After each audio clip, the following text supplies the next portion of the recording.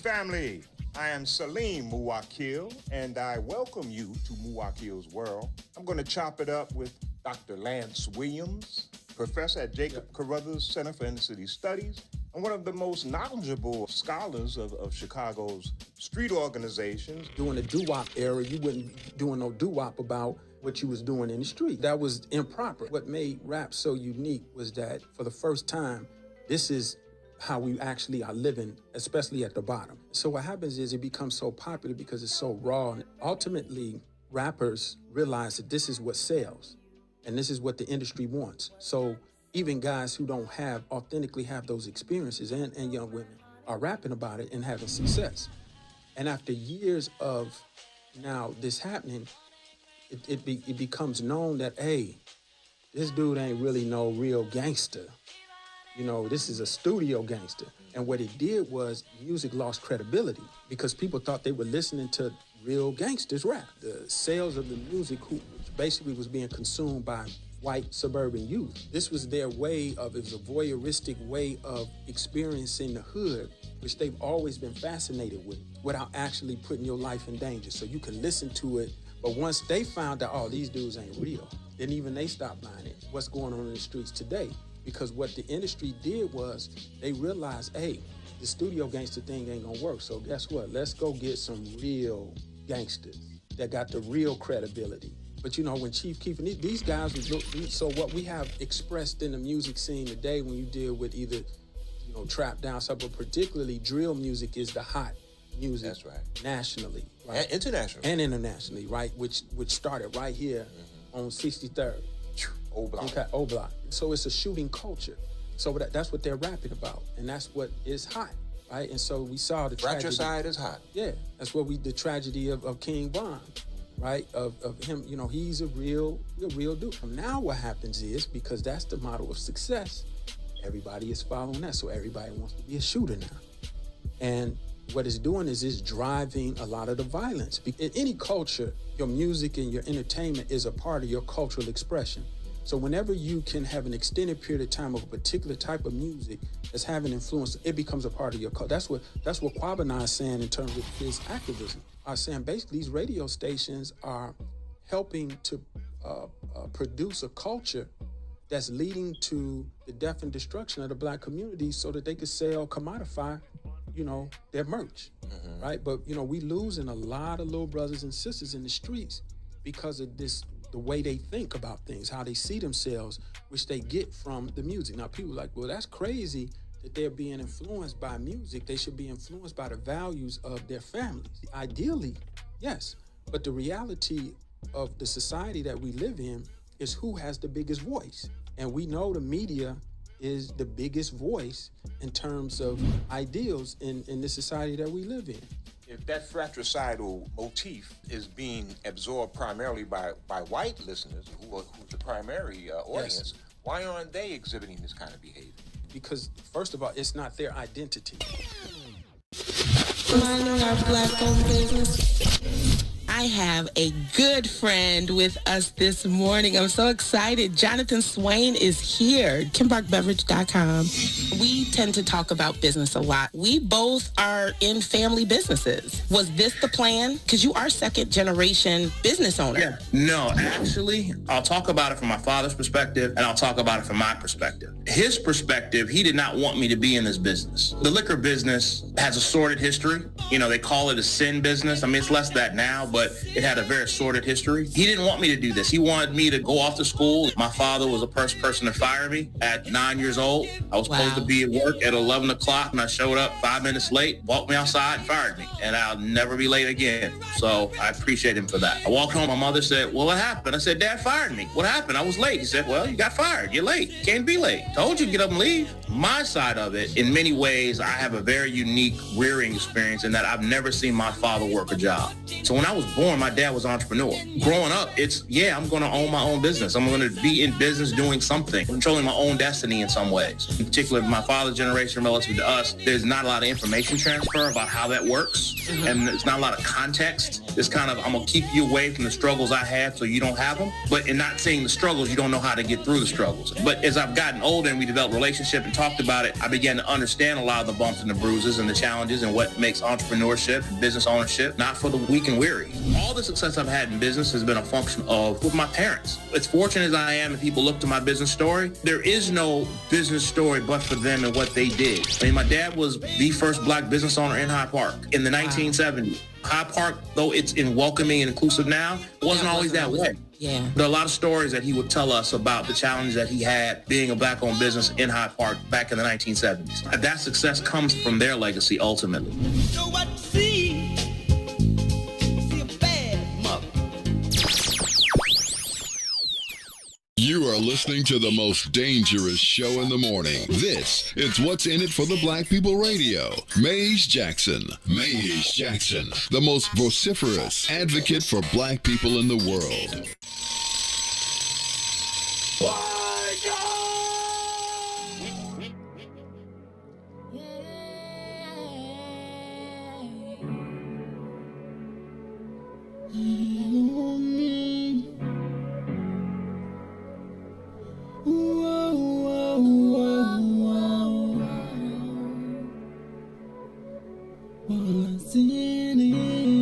What's in it for the black people? Cause economically we are not equal.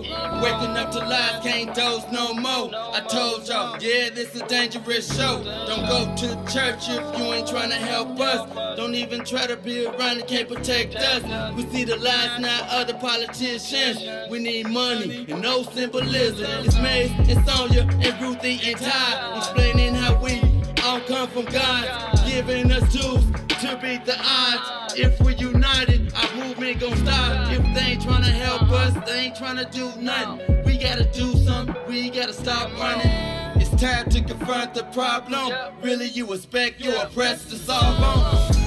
What's in it for the black people? All the lies we heard before. Time to pay attention. You gotta do more than listen. Need some action with on the count of three. Let's Wake up, Chicago. Wake up, world. This is the Maze Jackson Show. I'm your host, Maze Jackson. Got my co-host, Todd Stroger. Hey, man, what's up with the flannels, Joe? Man, it's cold. Once it gets to 32 and below, I'm like, hey. Are you a flannel pajamas guy? Yes, but even though I've learned that, man, I'm starting to sweat. Man, I'll be sweating at night, dog. Yesterday, I had to I feel like I'm an old man. Like, what's going on with the heat in this place? It's hot. Y'all be having hot flashes? I've had a hot flash in life, but it was only once. But I think it was more stress related. I don't know about hot flashes. I think that's reserved for the ladies, if that's not chauvinistic. It's not. No, It is. no. Men can have hot flashes. Yeah, do you Men get have hot flashes? Do you Oh sweat? man, I was burning up one day. Yeah, I mean, but not like hot flashes. You be like, Y'all hot, be having y'all be moody. Right. Some of y'all be having Manly menstrual sweats. cycles. I mean, semantics. What are you talking about? We have. Are you saying men have myriads? Yes. Stop it. Men have periods. Men have hormonal changes throughout the month. That's because y'all don't act right. If you get back in the kitchen, then maybe these. No, I'm just playing. You probably synced up with your wife or something. What's that called? Pheromones? Them pheromones ain't no joke. Oh, 3 weeks. I don't even want to talk about. Okay, we're going way too far. Let's bring this. Let's hit the stop. We gotta balance out this content. No, we can't. No, and we don't want to talk about balance either because y'all just go back up, back it on. Beep, beep, beep, beep. All right, we are back to the Maze Jackson Show. Todd Stroger's in the building. Ruthie, we gonna have to cut your mic because you done went there already. You started already. Ruthie around here. Yeah, see what calling happens? Ruthie hadn't been here so long. She got all this energy bouncing off the took wall. off. She bounced off on us yesterday. I left 30 minutes early, and my mama called me said, "You was mad at Todd?" I said, "Mama, why you say that?" Because she was listening to what you said, Maze. What?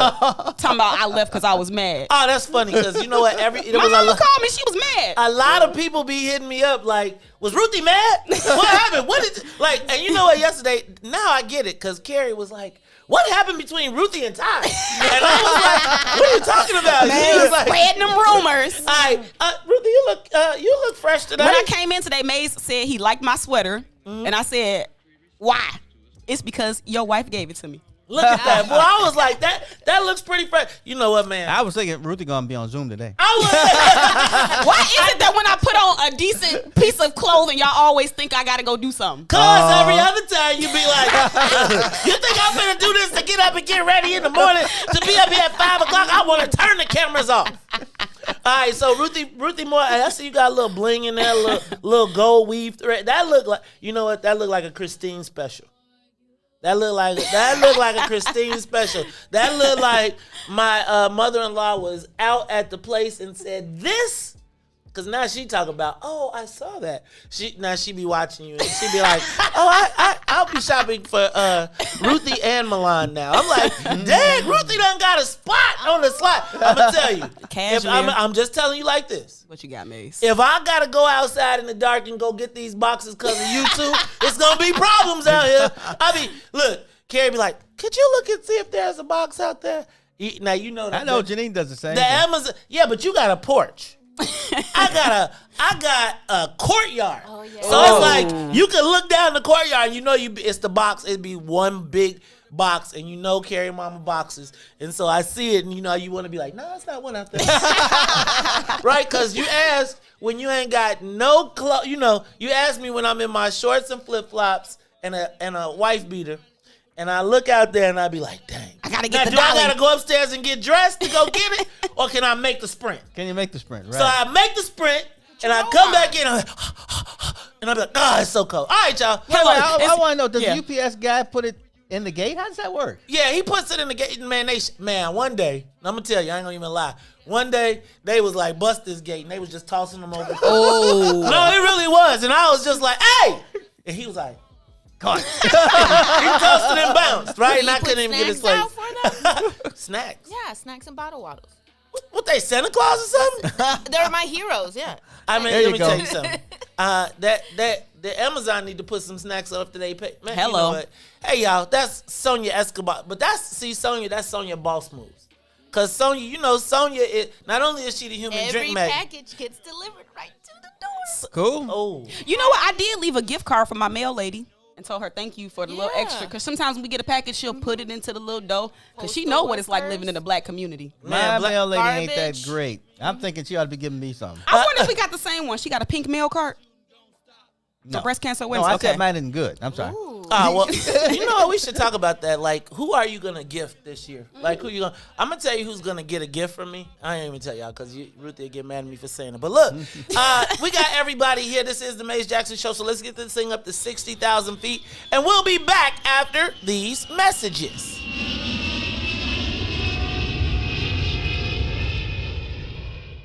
The Maze Jackson Show will be back after this break.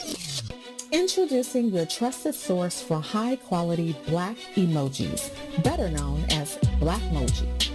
We believe black is beautiful, and that beauty should be reflected in the digital market. Now there is an app that does just that, starting with Black Greek letter organizations. Blackmoji D9 offers more than an emoji app. It is a cultural experience of black excellence. Download the app in the Apple or Google Play Store to access a specially curated catalog of emojis representing the Divine Nine. Use the emojis to celebrate Black Greek events, acknowledge current events, support social causes, and learn about esteemed Black Greek members who blaze the trail of Black history. A portion of every subscription goes toward a scholarship fund specifically for members of Black Greek letter organizations to help keep the legacy alive. Download the Blackmoji app today.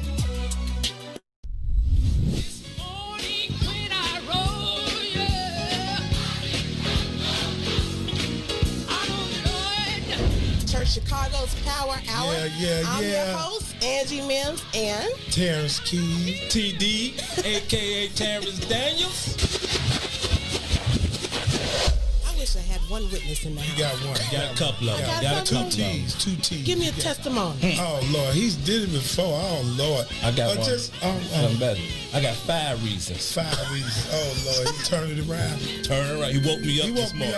Oh, don't do this. Don't do this. Go Number ahead. 4? He woke me up this morning. Come on, number 3. Come. He woke me up. Oh, Lord. He woke you up. That thing can touch you, I'm but telling one of you. them 5s will get you. What's the second one? He woke me up this morning. Yes, sir. Yes, sir. Oh my God. And the number 1 reason. Number 1. Final answer. He woke me up this morning. He woke me up this morning. That's a testimony. That's a Turn that thing testimony.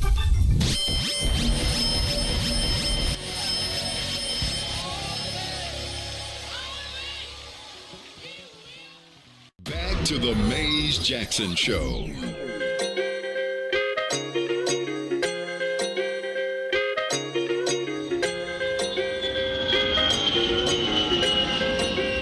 It's a boy Rich.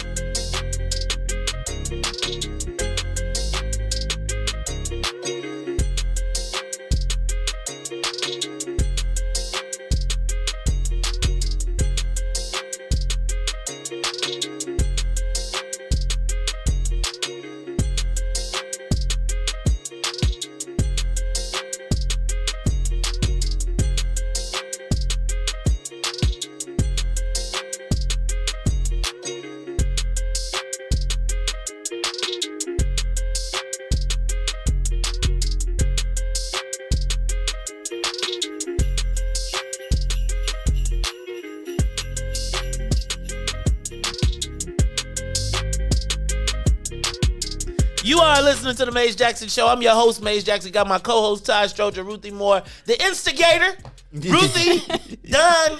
What is it, Don Jackson? What's his name? Don King. Don Ruthie King. Don King Moore over here, kicking it off, trying to get. She says, Todd, let me see your right. What you say? Well, actually, you said you tried to test Todd gangster. Todd told you I'm a gangster, and I said, let me see your right hook. See, and see. And why you looking at me crazy for, dog? Like you want to do something. Oh, that's just Look, my- why you look. my You got glasses your on, Debo what's shirt that? on. You put your Debo shirt on. Oh, straight up. Pow, right in the kiss. I told Mace a long time ago, I learned on the streets. When a guy starts talking too much, you just hit him. Because if don't be a fight, you might as well get at least one lick in. You better hit him. You better hit him and run, Todd. Todd was the sucker puncher. Todd, you know what, Todd? Todd, I had reservations about putting you on my fighting team, but now, my brother, you is on there. Now, Mace is Todd right, be fighting though. like this. Why I yada? My friend John, who knew Taekwondo, 2 guys came up to him and were like, hey, man, he hit both of them with a kick. Pow, pow. And you know what he did then? What, ran? He ran. Hey, Joe, ain't no shame in running if you going to lose. Right. If you can predict that you're going to lose, get one in. I always say punch him in the throat. Do y'all believe in fair You're fights? right about that. There is There is no such thing as a fair fight. Okay. Whatever I could get my hands on, whatever I could do in the midst of it, there is no honor in a fight. No, I'm it's telling just you a- now. just a street Really? fight. Man, please. If I can hit you with a brick, if I can get my hands on a brick, you getting it. I've always thought I can't afford to lose the fight. I'm just too small. I might get stomped to death. So You know what? So you got to win or leave. My biggest motivator in a fight was always fear. Right? The fear of losing, the fear of getting actually hurt, and then the fear of having to return to school the next day with your head beat up. So my premise was I never had a thought about having a fight in school though. I had fights after school. I had one fight in school with Fred Harris. My senior year. Fred sounds big. No, Fred was not big, but Fred was an experienced fighter. He was a professional. He Professional fought street regularly. fighter. Yeah. I was like not the regular fighter, but I wasn't gonna run. Right? It was like one of the things where it was like it happened in the middle of the yellow lockers, and everybody. It was like at 8:05 in the morning, so it's like at the ultimate intersection of the school, and everybody's on the way to class, and he like, "What's up, punk?" So I was like, I took a swing, pow. And then it was like, obviously he was. But like, it was one of them "There's gonna be a circles. fight." But it was one of them circles where you couldn't bounce. You couldn't go nowhere. So it was like, all right. Luckily, I don't want to get too deep with this Go ahead. and make this too serious, Go ahead. but now think about the society that we live in today with young people. So when people pull out their phones and record that and it gets put on the internet and on social media and it goes viral, that creates an atmosphere of a lot of this retaliatory things that we're seeing right. I agree with amongst that. young people, and then they escalate the violence. So next thing you know, a hallway head up fight with fists then turned into somebody spinning the block and drive-by and shooting innocent people. Because everybody saw the fight. Yeah. And it it's like, lives and you on. viral, and people, and then everybody comment like, damn, you got. Remember when Debo knocked, and Chris Tucker was like, damn, you got knocked the Yeah, that was hilarious. right? But and it was only funny. But imagine if, like, because right when that would have happened in the flight, there would have been 300 cameras, like. Yeah, you're right. Everybody And then would everybody, report would you would have been viral, and then you would have been embarrassed, and you would have felt. Yet you have to get Right. revenge. And then you know the women would be on there talking smack like, dang. And as a man, as soon as the women get involved, then you really feel like you got to get swole. Right? You be like, oh, I can't. I just can't. I think if I had gotten in a fight at school, it would have been broken up quickly, to be honest with you. Because everybody been like, you can't fight Todd. Todd was like the dude, like, you can't fight him, dog. Like, you really can't. Like, you just can't. I have blown off every single headline, but trust me, when we come back, we're going to talk about him. Because how about your mayor, Lori Lightfoot? Wait a minute, since we ain't gonna do nothing we are. of substance, We are. I got sideswiped yesterday by a Greyhound bus. Man! Congratulations. I had to follow him all the way to the station. Oh, no, he not never stopped. congratulations. When I got there, he was like, "I didn't hit you." Do your neck or your back hurt? No, it does not. Let me chop you right now. Because right. Greyhound, dog. Come on, man. Multinational. Man, you better call the Verdoliac. Oh, no, you better call Chicago Legal Network. Oh, yeah. Hey, Corey. Corey. No, he need them in a wreck. Get a check, people. Nope. Chicago Legal Network, man. Chicago Legal Network could get you. Let me refer you to them. I'm going to tell you. All right. Get you. The Chicago Legal. Because, man, I'm telling you. Swipe by Greyhound. Like, if the bigger the I mean, it was so bad that when I pulled up to the light behind it and started taking pictures, a car pulled up next to me and two brothers were like, "You all right?" I almost, it's funny. I almost got sideswiped 2 days ago by a white kid from Indiana driving a truck that was smoking like it was on fire. Ooh. And it's like, That sounds like no money. He was moving over. No, it felt like I was about to die because he was moving over and it was like a long trailer with a long thing on the back. Ooh. So I'm honking and I'm between two, like, You can't go nowhere. I can't go anywhere, and I'm steady squeezing over, trying to navigate. Man, it was crazy. Look, we'll talk about it all when we come back. It's the Maze Jackson Show. I'm your host, Maze Jackson. Todd Stroger, Ruthie Moore, Sonia Escobar. We'll be back. The Maze Jackson Show will be back after this break. The Chicago Legal Network is the collaboration of attorneys that concentrate in many areas of the law most needed in Chicago neighborhoods. The CLN lawyers focus on personal injury, criminal defense, and other issues. The CLN lawyers all average over 20 years of legal experience and are dedicated to helping the Chicago community. The Chicago Legal Network is committed to developing black lawyers through mentorship and co-representation. So if you were injured in a car accident, slip and fall, or injured on the job, or you need assistance with criminal defense, including driving violations and DUI, check out chicagolegalnetwork.com for more information or call 773-912-3545. 773-912-3545.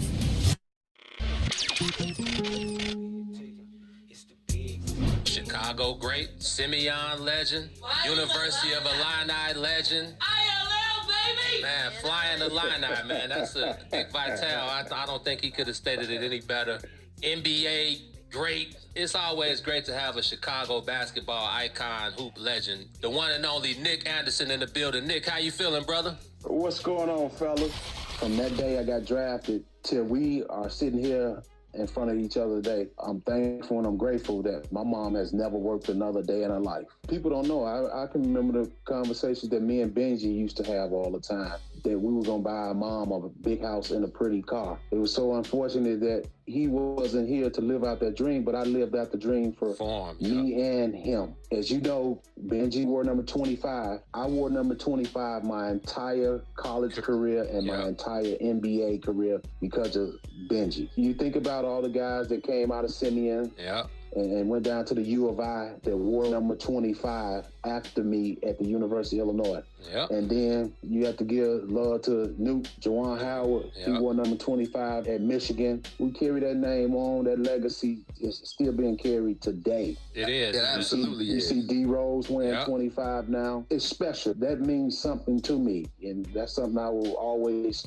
carry with me. The guys at Simeon that wear 25, all of the guys at Illinois, Deion Thomas, Brian Notary, all of those guys up until now. And like you said, in the league, we see Kendrick Nunn. Jabari had number 25 stitched in his shoes when he played for the Bulls. Yes, sir. It's a Chicago thing, man. I feel like we wear Benji, however we can represent Ben Wilson, we do it. I remember Common, one of his famous albums, I think it was One Day It'll All Make Sense or something, and he had a whole 4 bars about Ben Wilson, and it kind of just took me back. It's like anytime you hear a new Ben Wilson story, or anytime you hear the name Ben Wilson, it just resonates like none other. So I'm glad that you were able to, start that whole, and I don't even want to call it a trend, because it's definitely more than a trend, Oh, exactly. It just carry on.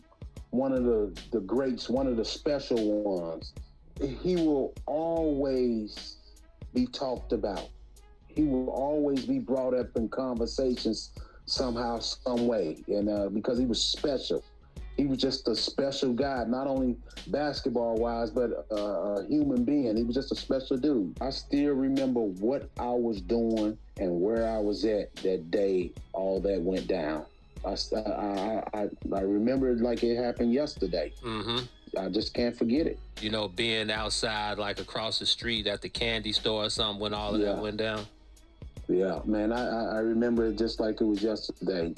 And, boy, the way how dark it got in a few seconds, it was, just to think about it, man, it just brings a dark cloud over your head. Back to the Maze Jackson Show.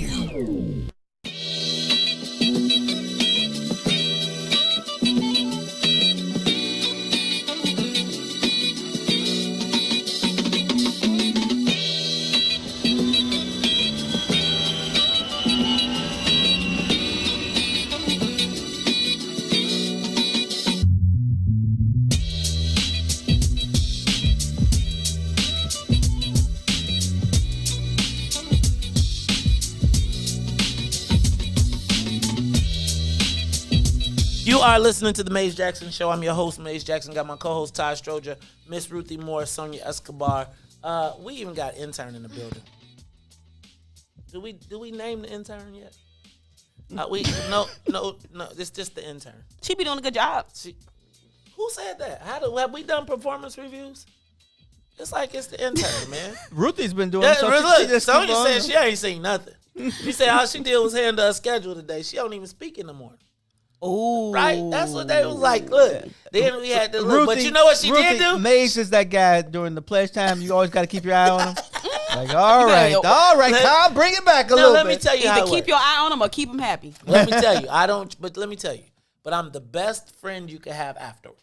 Afterwards, like I put you through hell, but I'm the best person. Like I may be your worst enemy, but I'm probably one of your best allies. And so I always feel like if I'm gonna get that up and if I'm gonna go to the end of the world to try and help somebody in the future, it gotta be something. You know what I'm saying? Like, and plus we gotta toughen these kids up some. Orlando Jones taught me a few tricks to help the guys when they're. Who the heck is Orlando Jones? The 7-Up man? No, not that Orlando. Oh, that Orlando Jones. Go ahead, tell me about the OG man. You just kind of take some pressure off of them when they're holding things and stuff like that. But you don't do it in a way where let me hold that. It's more like give me that. But you're just taking like rest your arms a bit and I'll just pull on it. Things like that. I was the guy that when you had to hold it, I took a lean on it. Right? You ever had to you need another 100 pounds. If you had to do Sigma chair, I would bring you some books and then probably have your line brother sit on your lap so you're a real chair. Oh, baby. Right? Yeah, I'm that guy. You're that guy. I am that guy. Except for I stopped. I checked out of that game though. Like I stopped. I mean, I was like, You ain't trying to go to jail? man. Because I'm going to tell you, You notice Ruthie didn't say a thing. Right. You ain't trying to go to jail? Right. Ruthie, yeah, I'm going to tell you, man, pledging ain't the same no more. It's just not the same. It's like it's not the same. All right, look. But let me shout get out to Crystal. Getting here early. I'm going to tell you what, though. On time is a feat. I'm going to tell you, I will agree with that. I'm going to say that anybody that signs up for the mornings, I'd be like, they'll never make it. I'd be like, nobody. I was like, I'm going to tell you. I was like, she ain't going to come to, like, when last weekend, I didn't think she was going to make it back. Because I was like, everybody say they going to do it on the first go-round. Week number 2, they be like, man, ain't nobody got time to be getting up in 04. When that alarm clock, I'm going to just tell you. Today, that alarm clock went off, and I did not have the spring in my step. That bad boy went up, and I was like, it was rough. I'm gonna. And this is usually my 2-week sabbatical. And I am now officially in the gas tank is now about to be like tick, tick, tick, tick, tick. And especially with all the pressure of everything, but the pressures of ownership. So we got to keep it going. Keep it going. All right, y'all. But I know y'all going to be taking off next. So, y'all, we got to figure out what's going on with the whole, we got to put all that together because it is a holiday season. Sonia already like, Sonia like, you ain't getting my 2-week notice. I signed my own days off around these parts. All right, let's go to some of the news real quick, and then I'm going to get to the social media question of the day. Mayor Lori Lightfoot, City Council, if you did not see it yesterday, you missed the show. We're going to bring it to you in the 6th, a little bit later, plus at 7 o'clock, we'll go into it a little deeper. I'm going to tell you the thing that stood out to me in yesterday's city council was the fact that the people speaking up were Latino. I'm not going to say no names So that meant today. something. Yeah, but it was odd to me that we didn't really hear from... we heard from Leslie Hairston. Let me stop. We did hear from Alderman Leslie Hairston. I thought it was peculiar that we did not hear more, at least, speeches. Like, people saying, like, they would, at least you could go around the mayor, but this can't happen, blah, blah, blah. It was pretty disheartening. But we're going to talk about that a little bit later. Feds cut the vaccine shipments in half. Yes, I heard that. So from 8 million to 4 million, that's what's happening. So we're going to not get a little bit less in Chicago. Mackenzie Scott. Do you know that name, Mackenzie Scott? You should. When I first saw it, I was like, who that? Then you realize she was the 18th richest person in the world. Okay. That's right. Then I realized she was my best friend. Divorce pays, boy. Divorce pays. Oh, Divorce and Jeff come on. Bezos. You sound like those guys No, I'm saying. on Facebook are always complaining that rich people, he had to give up this, he had to give up that. Well, shoot, isn't it a business partnership when you get married? She helped build the Amazon. She did, but she actually worked at it. First of all, I did not trip. I'm Slow down, Jim Shoe. I'm not mad. I'm channeling Ruthie because she ain't standing up for the woman. Y'all, he didn't even get time to finish his thought. Right, thank you, Ruthie. Yeah, Ruthie's right. I was just going to right. Yeah, Ruthie's always right. Ruthie is always, and she is not a bully no matter what you say. No matter what You know what? I agree with Todd and Sonia then. All right. Well, that escalated Ruthie the pocket bit right there. Ain't no loyalty. Well, that escalated quickly. Yeah, man. I just think that. So she gave $25 million to United Way of Chicago, but more importantly, in Black History news, she gave $50 million to Prairie View A&M. That's a lot of money. I remember Prairie View A&M. I bet you their endowment's not $50 million. I bet you could buy the whole school for $50 million. Pretty much. But shout out to Prairie View A&M. I remember there was a time when Prairie View A&M was the losingest school in college football history. Wow. Right? I remember the big Sports Illustrated story, and that they had one of the Man, biggest Sports winners. Illustrated, boy, that was terrible. What you do that for? Hey, man, because, it worked. They got people to go. I mean, Yeah, I guess it raised the attention. But they say any publicity is good publicity. I don't know, man. I don't know about that. Just How about don't this spell one? my name wrong? How about local pop shops go corporate? So apparently what everybody predicted happening would happen. The small owners who got those cannabis licenses are able to now cash out, and major corporations are now moving to Chicago to is so consolidate fast, though. consolidate the industry. It's so fast because you want to lock it up before it even get it when it's a seed. When it's a that's a good seedling. point because the rest of the nation is still behind. Right. So you lock up all of the stuff, and then, man, Oh, you're right about that wealth. It's like when I told you when the Joliet Casino came up, and it was the first casino, and Gail Franzen, who was a friend of George Ryan, put $50,000. And like, oh, I'm afraid about what may happen to it. Well, what happened to it was it multiplied by 100. I heard that it's a guarantee of 9 times the return. I can believe it. Guaranteed, man. And they sold it in the end, just like you're saying. They were like, well, let's go do something else and be rich. Right. All right, there you go. Dr. Jackson, shout out to Dr. Janice Jackson. You know I love Dr. Janice Jackson. Mm-hmm. She got $40,000 unanimous raise from CPS. All right. The board voted for it. So shout out, Dr. Jackson. We'll be looking for our drinks. And let me say she was underpaid, and she still is underpaid in comparison. Okay. Is she? In comparison to what? what? This is the third largest school district, right? Look at the other two ahead of us, and look at how much they get paid. Look at Cali and look at New York. I bet you, if you look at Valley View, she probably get more. So pay Valley her. View get Pay more. her. Pay us what you owe us. Pay us what you owe us. Pay us what you owe us. Remember that. That's Jay told you that. Shoot, that's what. Oh, I thought that was Rihanna. That's what rich people are afraid of. Right, They actually have to Jay-Z give people their worth. No. And that's not happening. What'd you say that again? Oh, rich people are afraid that one day they'll have to give people their worth, and then with interest, they're not gonna do that. They don't. Oh, it's gonna happen. That's the fight. We gonna take it then. All right, I'm all for it. I could. Okay, Todd. You I better could use some more, but I'm come not. on, Todd. I like I'm that. not burning nothing, Ruthie. Wow. You just operate the guillotine. My son has asthma. Hold on. You know something I heard you say yesterday, Todd, and I wanted to circle back to it. Uh-oh. You said that, you know what? Maybe one of the tenets of defund the police could be a fund to repair that door that was broken in. I Yeah. thought that was a great idea, and it really warmed my heart to hear you say the word defund the police and not automatically think to we don't need no police. So thank you for that innovative thinking. I think your son. I knew the to you. people who thought that defund the police weren't crazy. They weren't talking about just getting rid of police officers. Not the most of them. Some of them are crazy. Let me go back, but most of them aren't. That's an evolution in your thought process, and I Oh, like that's it. because Ruthie, you just don't know. You just don't know, girl. I'm gonna tell you, I would say that I don't think that any of us that are talking about this that say we're not for defunding the police, I think it's really the word choice. I know it really. I think almost every single one of us who recognizes what's happening thinks that there needs to be a reallocation of resources. I just think that when you're trying to sell it, it sounds sexy to your audience, but it's not the audience that you need to get it done sometimes. So that's all. Speaking of Dr. Janice Jackson, $40,000 raise, that's about that's about 50 cents per kid that is coming back. Did you see CPS is going to have 80,000 children return? Parents signed for the hybrid model.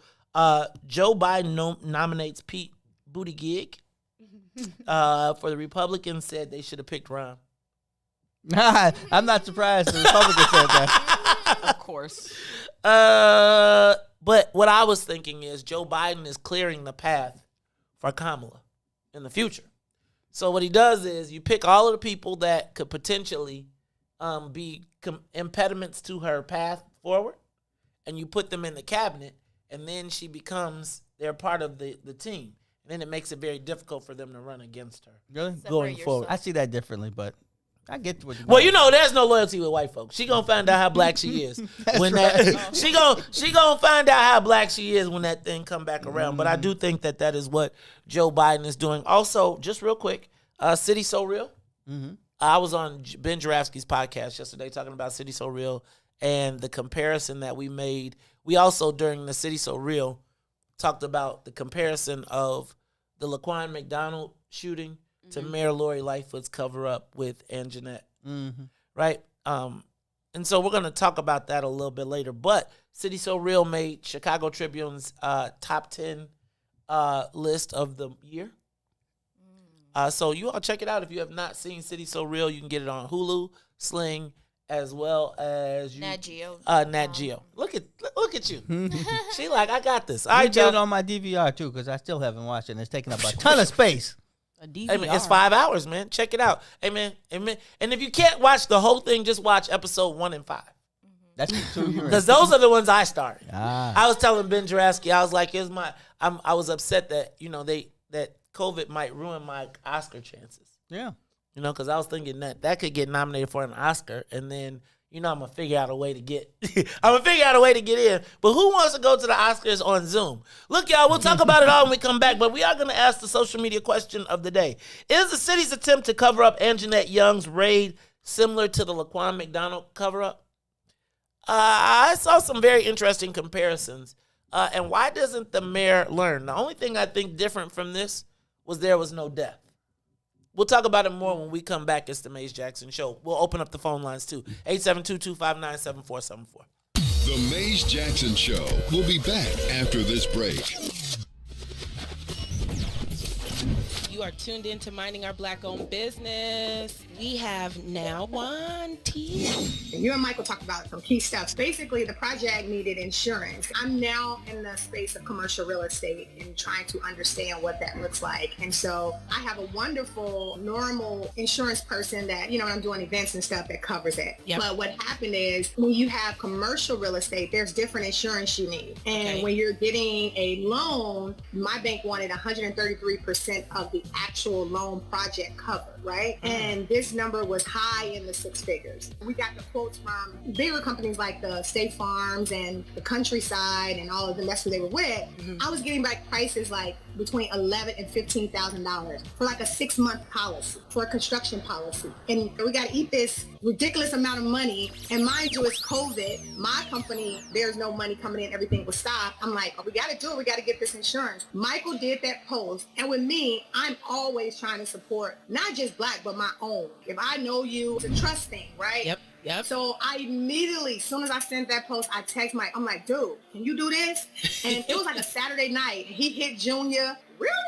I'm like, oh, get in that contract right now, Junior. We good. And I mean, literally, I didn't know that because we're so used to hearing brands doing insurance. What I've learned during COVID is to stop and really read.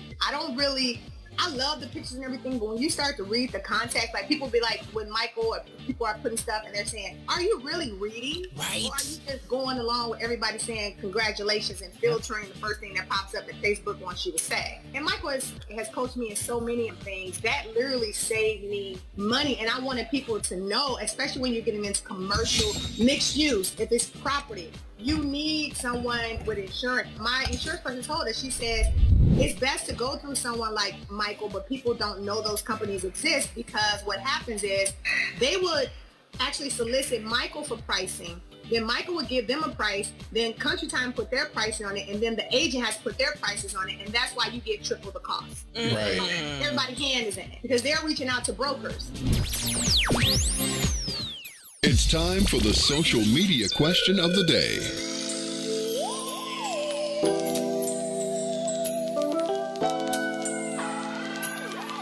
Call in and send with your chest. 872-259-7474. That's 872-259-7474. Give us a call and say it with your chest. 872-259-7474.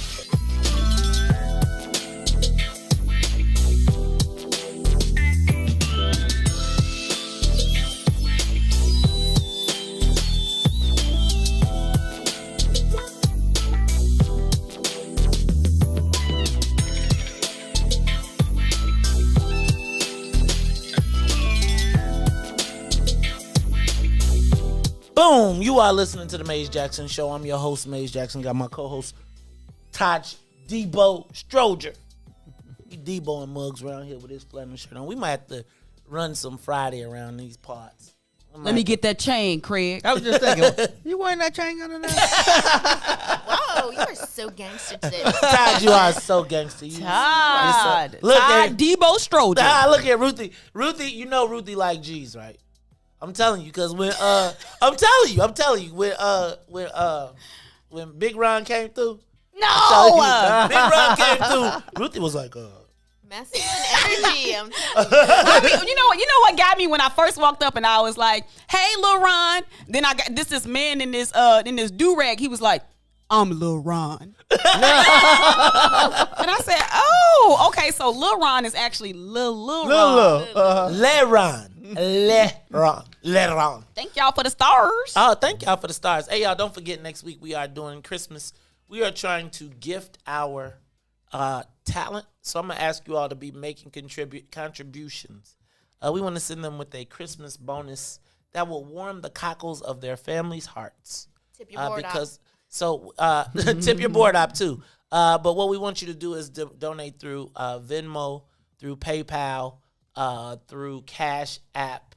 What? Oh, so and you know what? And if you want to send stars, you can. But we want to get it to them quicker.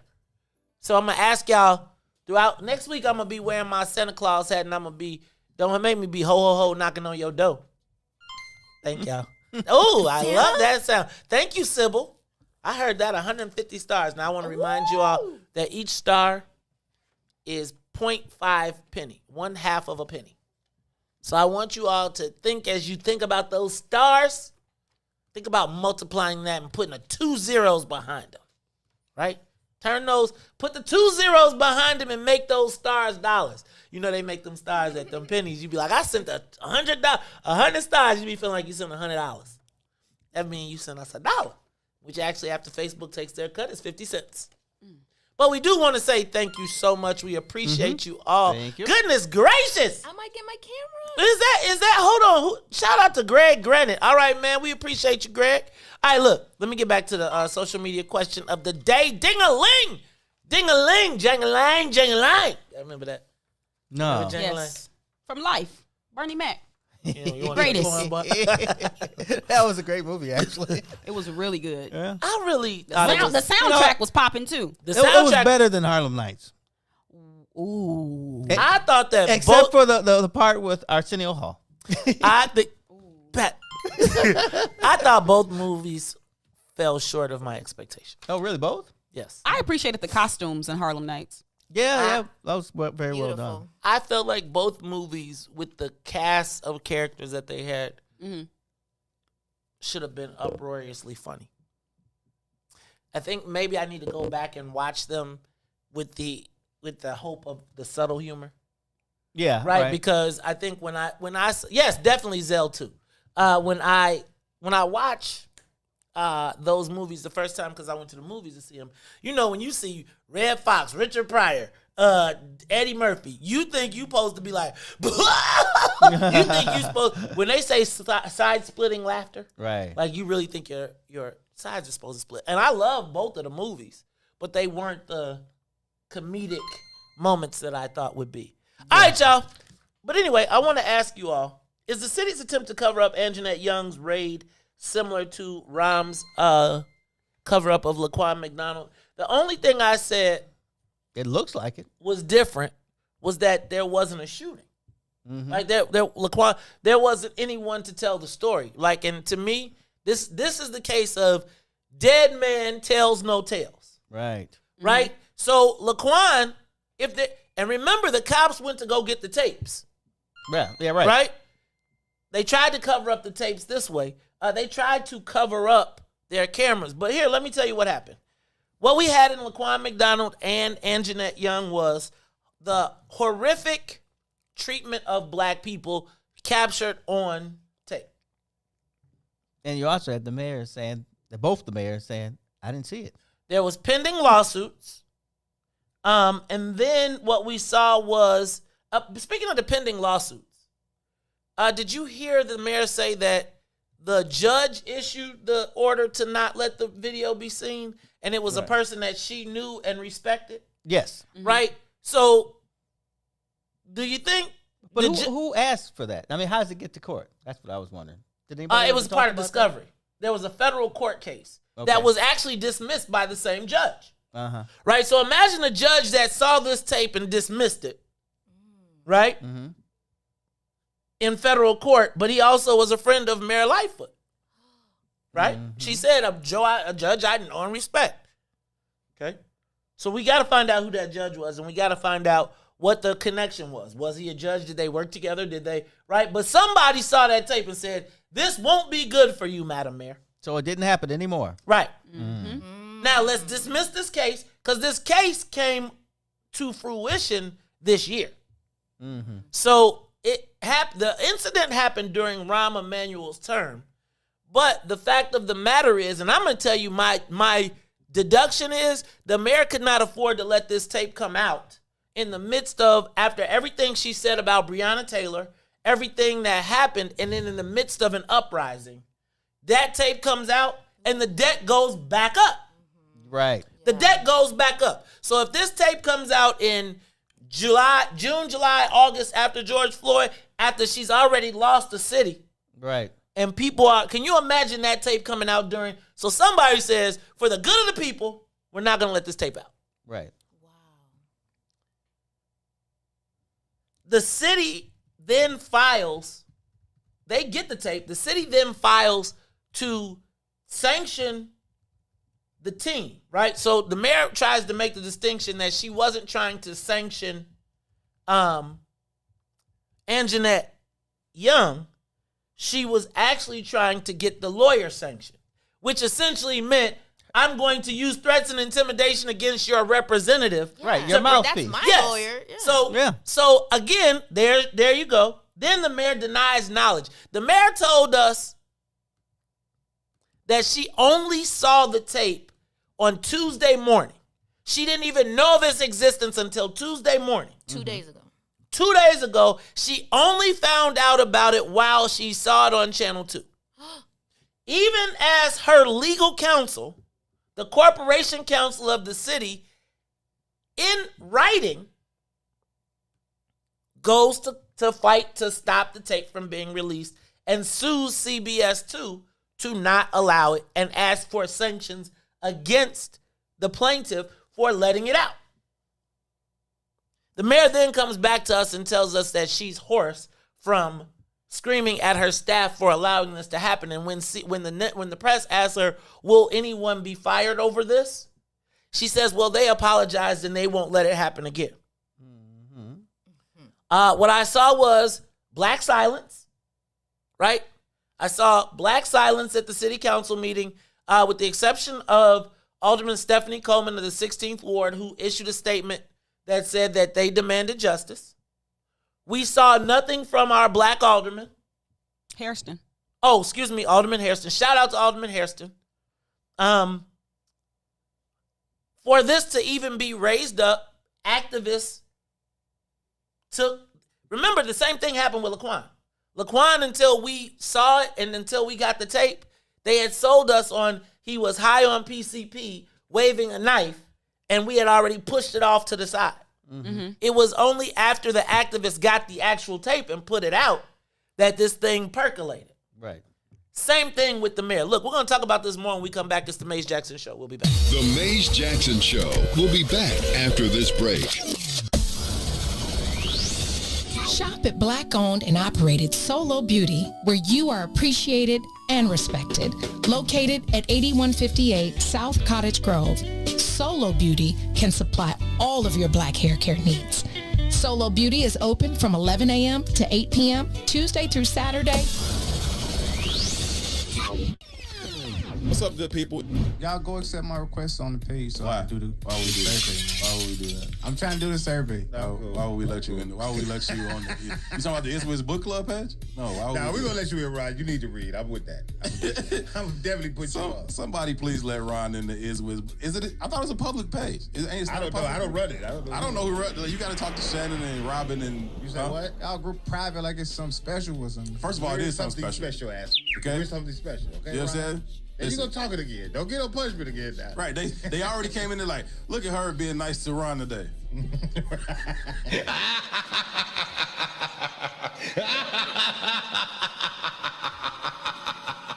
It wasn't gonna last. He always messes I think up. Asia came in like, for now, like just for a little while. Just for a little while. Just for a little while. Just for a little while. Somebody let that man in the page. Somebody let that man in the page, Robin. Please let him in. I said what I said. Herb 2, right here on What's in It for the Black People Media.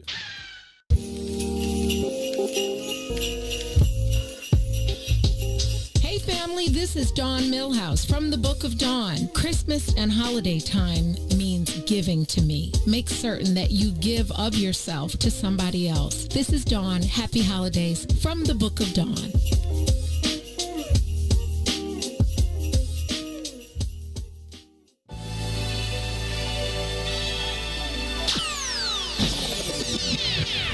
Chris the Critic Relationship Hour with Gina B. Why you are not married. Number one, you ain't all that. I know that's hard for y'all to swallow.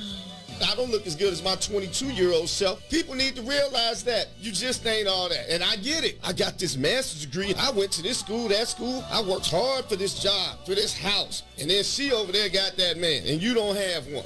Men are very simple creatures. So, ladies, for you very accomplished ladies, I got some advice for them. What's that? I always say it like this. You can write this one down. Be a kitten, not a cat. What does that mean, Chris? What does that mean? You ever played with a kitten? It's real friendly. It almost acts like a puppy. And you want to play with it. You want to look at the little kitty. It just makes you feel good. Now, have you ever seen an adult cat?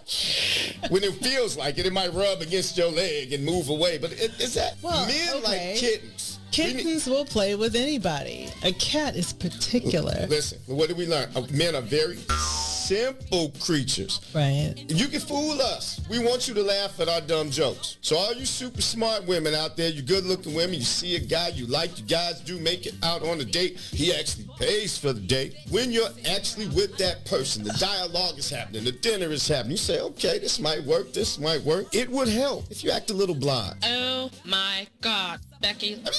You're going to hear me say that a lot. Be nice to him. You hear the worst joke ever. But if you sort of like them, laugh at it. There you go. Hey, it's a lot of married women out there. If we got any married women chiming in. Look, if I'm telling a lie. That one's a fake laugh. Let me know. Right. What you're saying is that we should cater to the male ego, and that's what's ultimately going to get us married. I'm first saying recognize that I think some of us, more women than men, look in the mirror. Uh-huh. You ever seen a little lion look in the mirror and see somebody real big? They see somebody a little more fine than what they are. And I'm not calling anybody ugly, so I'm not here to bash anybody. Let's look at Middle America, okay? Middle America is not attractive. They're not? Middle America is largely married. Okay, I think we're on the same page then. People sort of, we get stuck to reality shows sometime and think we're supposed to have, I got a degree in a house, so I'm supposed to have Idris Elba or his twin. Well, I mean, have you noticed, okay, so you remember your friends from high school, right? And you remember how they had all of these qualifications for, if she's going to lock me down, she got to be this, that. She's got to have an ass like that. That's all we really looked at. Stop right there. You had me at. That's really, what are men? Simple creatures. We want to be fed. We want you to laugh at us, give us some, and that's it. To get us. You are listening to the most dangerous show in the morning. This is What's in It for the Black People Radio. Maze Jackson. Maze Jackson, the most vociferous advocate for black people in the world.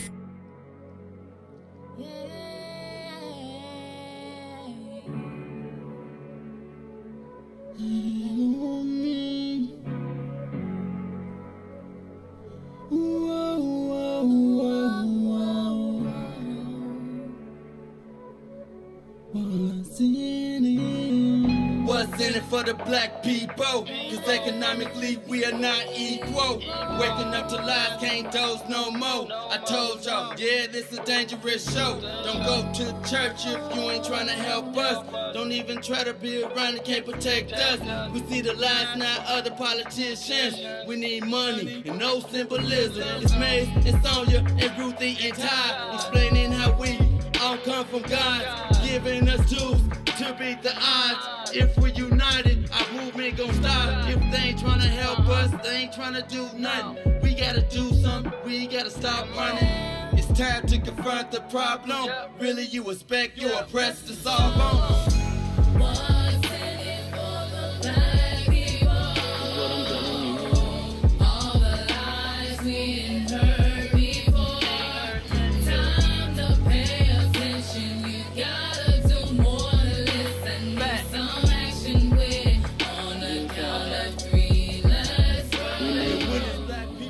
You are listening to the Maze Jackson Show. I'm your host, Maze Jackson. Got my co-host, Todd Stroger. Ruthie Moore, Sonia Escobar. Hey, y'all. we are asking the social media question of the day. Was Mayor Lori Lightfoot's cover-up of the Anjanette Young situation equivalent to Rahm Emanuel's cover-up of Laquan McDonald? Felicia Simmons Stovall is saying 16 shots was equivalent to the 43 cries from help. We saw yesterday, I'm going to tell you, I watched the mayor grass to blame everybody. She threw Kwame Raoul under the bus, said that he approved, I'm reaching out to Kwame now. What? Right? No, she said he denied the request for the FOIA. Because, the mayor acts like there's no paper trail. Mm-hmm. Right? So she just get up there and talk and be like, trust me, because I told you so. Now, let me back up. Because I think that the mayor's tone. Did anybody watch City Council yesterday? No, I didn't see it. Okay, I watched City Council yesterday, and then I watched the subsequent apology, because I think that the mayor thought that she could just shoo this thing away. Like, I honestly believe, like, watching the white folks and everybody who's talking about it in the press, the white media sees this very similarly to Laquan McDonald. And quite frankly, because of the stance that she took and has taken and the finger wagging, I think what winds up happening is she's suffering a double whammy, because she's supposed to be a reformer, but her record doesn't seem to show this. Now, yesterday in City Council, the mayor had a much different attitude. I think after she's used to punking the aldermen, which is why I think we heard nothing really from black aldermen, with the exception of, and let me give Ruthie, you called them out. Give me the good names. Oh, Hairston said something, and there was one more person. Alderman Hairston and Alderman Haddon. Mm-hmm. And quite frankly, it was after Alderman Haddon spoke that the mayor felt the need to jump in the fray. And this is, I missed the best part of it, because she basically said, Anjanette Young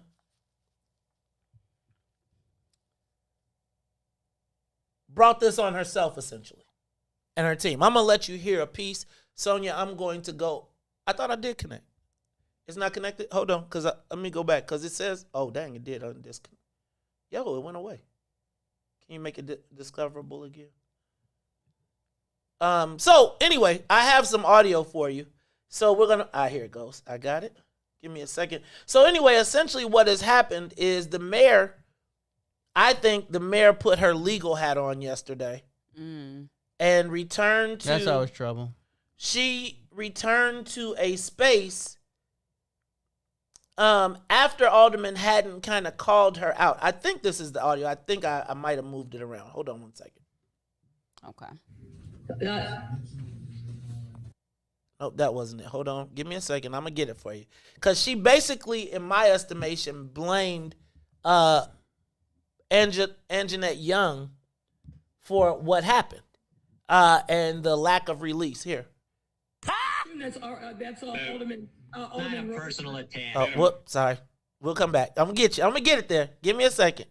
Give me a hot second, because there was a heated exchange yesterday after Alderman Maria Haddon decided to tell the mayor that she could not accept the police settlements, and the mayor essentially told her that that Anjanette Young had legal counsel, and that the legal counsel advised her to settle, because she said that it was not right for her to settle. You got it, Sonia? Play it. The courts are open.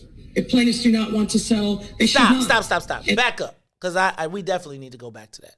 Listen to what she said. She told her. I'm going to stop because I was talking before. Ready? Play. The courts are open. If plaintiffs do not want to settle, they should not. And that is the advice that plaintiffs' counsel has to have in conversation with their client. So I think if you want to dig down into the details of each of these, you should. But a blanket condemnation of the law department, which the last comment suggested, I think is irresponsible and frankly, and based on my experience, wildly inaccurate. I agree, Madam President. I don't know who that comment was. Alderman Austin. Yeah. Thank you, Alderman. Alderman Spazzato too agrees with you. Back up. That doesn't surprise me. But okay, so y'all know I like Alderman Austin, but I'm not exactly sure what was the what was the motivation to agree with that. Basically, the mayor said. What I was wondering. The mayor basically said that it's litigious. Anjanette Jones, Young. Golly, what? Anjanette Jones, Jesus, Anjanette Young should have, in my estimation, that sounded like she said she should have got a better lawyer. Right? She said she did not have to settle. Open. It's attorney speak. Yeah, she was speaking in attorney language. And I thought what she was saying was there's some kind of saying about somebody a lawyer who is his own client has a she had a lawyer. Client. Yeah, but she had an attorney. But that's what she's saying is you follow your attorney because if you don't, you're probably going to screw something up. And her attorney said, well, this is what we should do. I think that's what she was saying. No, that's not what I got from that. What I got from that was she was saying that your attorney, she chose legal counsel. Her legal counsel told her to settle. Now, you got it? Play it. The courts are open. If plaintiffs do not want to settle, they should not. And that is the advice that plaintiffs' counsel has to have in conversation with their client. Bob, stop. That is the conversation that plaintiff's counsel has to have with your client. She was addressing the lawyer, saying that the lawyer messed up. If you're not happy with what's happening right now, then your lawyer messed up. No, well, yeah. Yeah, that's what happened. Saying. That's what I heard. And so she's standing up here. Well, no, she's not saying that your lawyer messed up. She's saying your lawyer gave you lawyer advice. I don't think she's saying. So right now, this is exploding and everybody's upset. So if she's upset, the lawyer's upset, the people are upset. She's suggesting that there was bad advice given by the attorney. You're talking about a woman. Like, this is my thing. So now we've moved away from the situation of what happened to Anjanette Young to now lawyer and victim blaming, right? Like, and then what we saw was the mayor then tried to backtrack and say, I'm not objecting to Anjanette Young. I call for sanctions against her lawyer who may have violated that. But right now, we don't even have any evidence of who gave them the tape. Right. Who knows where that came from? So now, as this is all happening, during city council, then we have Alderman Sigcho Lopez, who then responds to the mayor. Now, I'm going to just say this. Sigcho Lopez is a socialist, and he is definitely pro-Latino. But I got to say he was on point here. Let's listen to what he had to say. There's somebody who's raised their hand. Alderman Sigcho Lopez, briefly. In light of the cases of police brutality that we continue to see across the city, in the case of Ms. Young, I do think it's important that the city recognizes that we have a systemic issue with police brutality. Ms. Young called out the police 43 times to denounce that this was an illegal and wrong, mistaken raid in her house. So again, I feel compelled. Alderman, I'm sorry. I got my 5 minutes. Madam Chair, I got 5 minutes. I got 5 minutes. You commented. I also we have three matters that are up before the council. You have three matters that are up before the council. Those are the three matters that are before the council. If you want to talk about a separate issue, there will be a time and a place for that. But you are out of order, sir. I'm not out of order. I got my according to rules. I got time to comment, Madam Chair. Your time to comment. I got my 5 minutes comment, Madam Chair. And as I said, I do think that when you talk about ethics, it is very important that we do indeed talk about ethics. It was unacceptable in the media last night. I think it's urgent. I think if there's a time and a place, I do hope and I hold you accountable, Mayor, to have a hearing on the matter on the Public Safety Committee and the Health Committee, because the public deserves an explanation of what happened and why the law department was trying to sue the plaintiff because she was trying to make this public as is her right. So again, Madam Chair, with all due respect, let's talk about ethics. Let's talk about ethics and accountability. You do not know the facts, but that doesn't let you stop you from making wildly inaccurate comments. An amount of your time talking about issues for which you have no facts. And that is highly problematic. We saw the tape. It undermines your fiduciary responsibility. Out of order. Not only to the council, this is out of order. But to the larger city of Chicago. You are out of order. I allowed you to make a comment. We have 3 issues that are up right now. Madam President, personal attacks on members of this body is out of order. That's your guy. That's all, Alderman. Yeah, that's all, Alderman. Madam personal attack. Madam President, can we go? Madam President. I'm asking all. Hold on one second. Facts are personal attacks. Hold on. That was so busy. It was hard to tell what the heck was going on. I need some captions. I can. One more time? Do y'all want to hear one more time? Let's do this. Let's not do it one more time. Let's take a quick break. And then we want to talk about it because I think it's important that we recognize whose side the mayor was really on in this. And realistically, she started hurling insults and calling people and telling people they didn't know. Do y'all understand? Does she understand that we all saw the tapes? Wow. Like that black woman stood there for 20 minutes naked, screaming. The mayor showed absolutely no compassion. Was she handcuffed too? Yes. Okay. She's handcuffed. Just want to throw that out there. Handcuffed. And the mayor went and remember this case was dismissed from federal court. And the mayor told us that in another clip, that she knew the judge, that she's knows and respects, and she wouldn't second guess him on the release of this tape. Now, why does the law department ask to block the release of this tape? Remember Ram told us he never saw the Laquan tape? Right. Yep. Remember we said culpable deniability or plausible deniability? Mm-hmm. But somebody said this tape is bad. Right. Madam Mayor, we're going to go to court to block this. And where the mayor seems to keep forgetting is there's paper. So to tell us, does the law department, does the corporation council run the city? Does he get to decide what cases without talking to the mayor? Let's talk about it when we come back. It's the Maze Jackson Show. And if so, should we be pleading our cases to him instead of Lori Lightfoot, who always says she's in charge? It's the Maze Jackson Show. We'll be back. The Maze Jackson Show. We'll be back after this break. This is retired State Senator Ricky Hendon. This is my new song, Be My Christmas. It's on my House Party CD, produced by house music icon King Farley. It's available on my website, HollywoodHendon.com. And this is our new song, We Getting Lit. The album also has songs like Rona Money. Get the House Party CD in time for Christmas and New Year's Eve. This is the king of house music, Farley Jack Master Funk. And I endorse Hollywood Ricky Hendon. Let's go to work. Where my steppers at? Christmas on the west side, Christmas on the south side, Christmas on the north side, Christmas on the east side, Christmas on the west side, Christmas on the south side, Christmas on the north side, Christmas on the east side, all around the world. Baby, please come to me, let me be your fantasy. Baby, like the tree, I will be all that you need. With me, unwrap you underneath the mistletoe.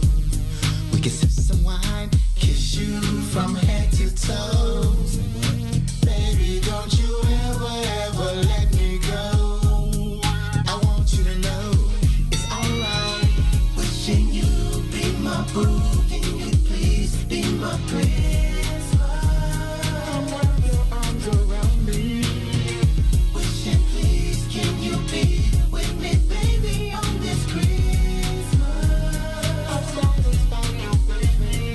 Step this way, come on, baby, ride with me in my sleigh.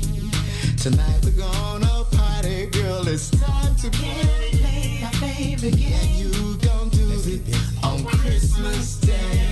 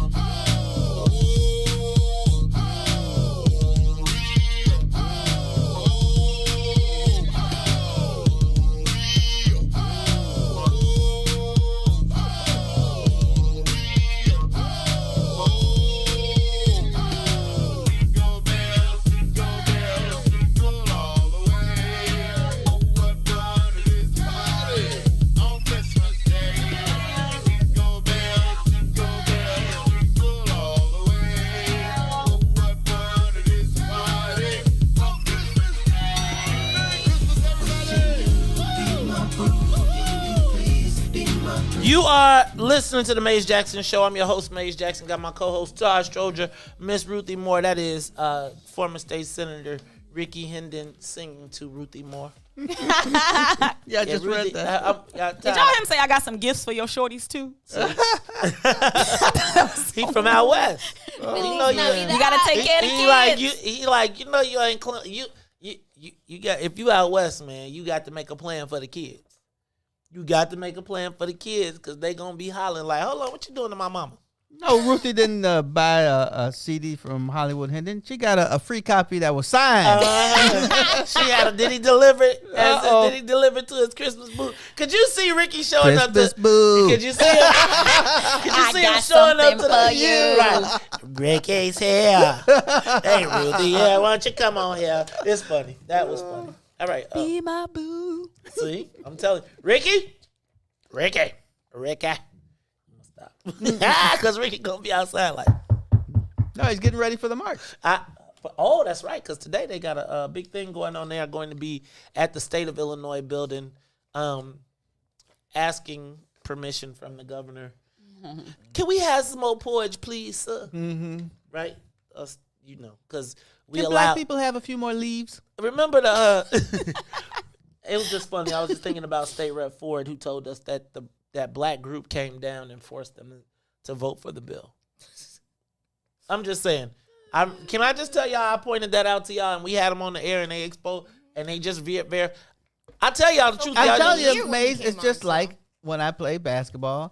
I don't anymore really, but the loudest voice usually gets things. So when people go down and yell at their reps and senators, they normally pay attention. So the white people, it's okay. I'm gonna leave it on. All right. So y'all, do y'all actually believe the mayor? Anybody believe the mayor? Can we open up the phone lines? We got any calls? 872-259-7474. 872-259-7474. Can you mean like she didn't see this? Did the mayor do y'all trust the mayor? Did she lie? That's a bigger issue. Well, I mean, do we trust Mayor Lori Lightfoot in these situations? Can I just tell you the thing that really cooked my goose yesterday? When she went to her apology. Did we get any of that apology stuff? Because when she went to the apology, okay. When the apology stuff came, she was like, I put myself in that position. And my wife and I discussed this. And we was like, I ain't going to tell you what we said. But what do you think Amy Eichelman? Can Amy Eichelman identify with Anjanette Taylor? I didn't call this woman everything. Anjanette Young. No. Probably not having her. What does that say? But I'm just asking because, like, when the mayor, she tends to, whenever there's an issue, she's like a black woman and my wife. So it's like it becomes the double victim thing, right? Like, as a black woman. No, if you saw her as a black woman, you wouldn't have been cursing out Byron Sigcho Lopez. Y'all would have been on the same. She could have just very simply said, "I agree." Right. I agree. Right. I agree. That was wrong. Whoever did something, heads will roll. She said she wasn't firing nobody. Now, I guess my question then becomes, what is the black response? Shout out to Alderman Maria Haddon. That's 2 times. We need more noise, or there will not be a response, except from the socialists. Okay, so what does noise look like? Noise. What do you think, Todd? Let's go to call a hearing. Noise is when people get on the phone, they get out in the streets and walk in front of your office, that kind of stuff. Oh, okay. So a little resistance. It's the same playbook from 1960. You see, young people think they discovered something. The world's a circle. Ain't nothing new under the sun. Todd, I like this. Is that right, ladies? Ain't nothing new under the sun. I know you read the Bible every year. Yes, there ain't nothing new under the sun. So I guess. Do I need a permit or can I just go out? Like, do you want me to protest within the confines of the system? That's up to you. Ooh, Todd, if you get arrested, Ruthie, I'll try to help bail you out. I think we do need a bail fund. We will pass the That's cup. dope, Todd. Just let me ask y'all a question though. What is our response? Like, and I understand social media, right? Is this street worthy? Is this, when I say is this street worthy, I mean, is this get outside and like, yes. I think about how many white people and black people protested for Breonna Taylor in Chicago. right? Like if you drive down Halsted by North Avenue, they got Breonna Taylor in the window, right? I know a lot of Chicagoans went down to Springfield. Went down to Kentucky. This was Breonna Taylor and Laquan McDonald rolled up and won. The no-knock search warrant. And remember, they asked Mayor Lori Lightfoot about the no-knock warrants after, and she said only in very specific cases. And she said, I did this, and I changed the law. But you then covered it up. Like, my thing is, if it didn't happen under you, blame everybody. Right. Everybody was wrong. Right. You didn't do it unless you did. But what responsibility, let me back up. Uh-huh. Black women, black girl magic. Mm-hmm. It's a thing. What responsibility does black girl and then black men don't get happy because I got you coming too. I'm coming back to you. But I got to ask my black girl magics because where's Kamala? Kamala, we've got to stop these. What? Black girl magic, what's up? What's cracking? What's up with your girl Lori? BGM, talk to me. Well, I think okay, so like I said yesterday, which you echoed today, basically that would have been a public safety nightmare in terms of the response that people would have had by hitting the streets. And so if you choose in public safety and law and order, then the mayor made that decision. So she did the same thing Rahm did. Well, I think Rahm's was also more for optics, and this was optics, but I think that it was more of a public safety, maintain law and order, because I think the city has really been at a tipping point, and I think that video would have been the spark that was really needed. So it had to be suppressed. So whether the mayor suppressed it, her legal counsel suppressed it, that would have sparked some more of the uprising. So did she do the right thing? She did the right thing in terms of public safety, law and order. She didn't do the right thing as a black woman who would have saw that video and heard those cries of that black woman. So as a black woman, how does she dispassionately watch that video? I'm going to ask you when we come back, because there's something about her and her response to this that is it's very Clarence Thomas-esque. Well, I feel like the mayor has drawn her line in the sand and she ain't crossing over it. What is the line though? And where do we fit? I'm the boss. That's the line. You niggas die. We'll be back. The Maze Jackson Show. We'll be back after this break.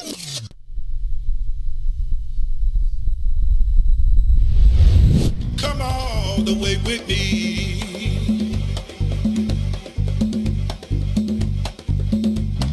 Don't leave me now.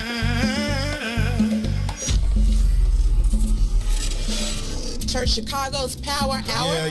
I'm your host, Angie Mims, and Terrence Keys, TD, a.k.a. Terrence Daniel. Do you believe that God's going to turn it around? I got to. Definitely. Why? Why? Because he's did it before. Come on. And he'll do it again. Yes. That you can do it again. Yes. Come on here. Come on, I better leave that alone. Somebody calling you right now. Somebody calling you right now. If it ain't one thing, I better go. God's going to turn it around. And I feel like we have to encourage the people, because so many people are just truly depressed. They're going through the holiday blues, and we want you to know that you don't have to be discouraged. But you can in fact be encouraged, because God's going to turn it around. Turn it around. It's me again. God's gonna turn it around. I'm calling on you. You did it before. You're listening to I Said What I Said with Toussaint Warner and Herb Howard. We have a very, very special guest, man. joining us on today's show. Walter Beach, he's my godfather and one of two of the dopest black men I've met in my entire life. This is how I always introduce myself. I'm black in attitude, I'm black in behavior, I'm black in belief and thought, and I'm African in spirit. I accept and acknowledge the fact of my African self being intuitively and have developed the cognitive strength to function as a black man in America. As an African black man, my hypocrisy manifests as silent rage. I must decide what my relationship to racism will be. Only I can say when and where I enter my manhood with quiet, undisputed dignity, without violence or special patronage, asking no quarters, and giving no quarters. When and where I enter, I take with me my people. That's what the sovereignty that Tucson was talking about means to me. I'm a sovereign human being. And like he was talking about in that point that we made in Amistad when we was talking about all of our species demands to be free. They may not have the power to prevent it, but they just demands it. And that's what they do. That's what the struggle is about. Back to the Maze Jackson Show.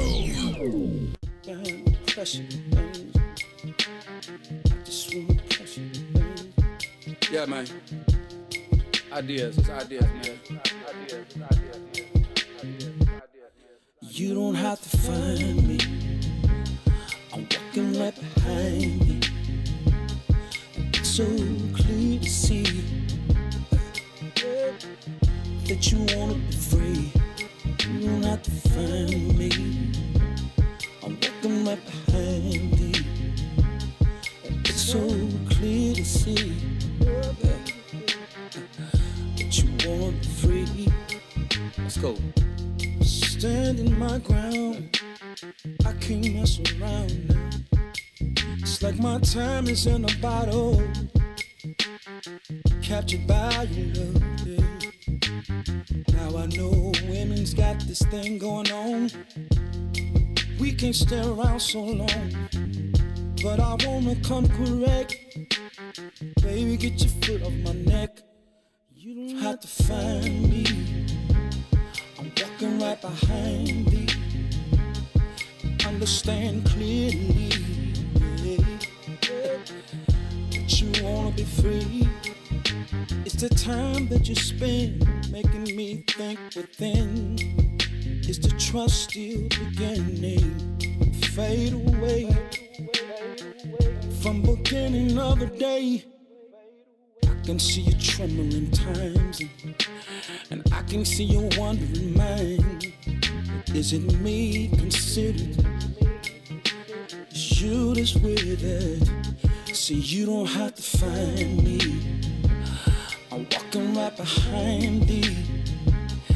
It's so clear to see, baby, that you wanna be free. You don't have to find me. I'm walking right behind thee. It's so clear to see that you wanna be free. Yeah. I'm just trying to be the best I can. You can call me the troubling man. Matter of fact, I'm from the side of the street. Baby girl, you're calling on me. At the time that I feel your presence around me, something that I can't let go is your time and everything around me there. I just wanna hold on, but you don't have to find me. I'm walking right behind me. It's so clear to see that you wanna be free. I just wanna come correct. You are listening to the Maze Jackson Show. I'm your host, Maze Jackson. Got my co-host, Todd, Stroger, Sonia, Escobar. Ruthie, you said something. Well, I know you can't say it. Can you sum it up? Yes. Ruthie said, I can't understand the mayor's operating system. And Ruthie said, man, if you see a free it's It's just a power grab. No. She said, no, she didn't say it. The equivalent of this was, if you see a hole in the stroll, you better put her to work. Work. And it seems to me as though that is the way the mayor is treating the black community. Mm-hmm.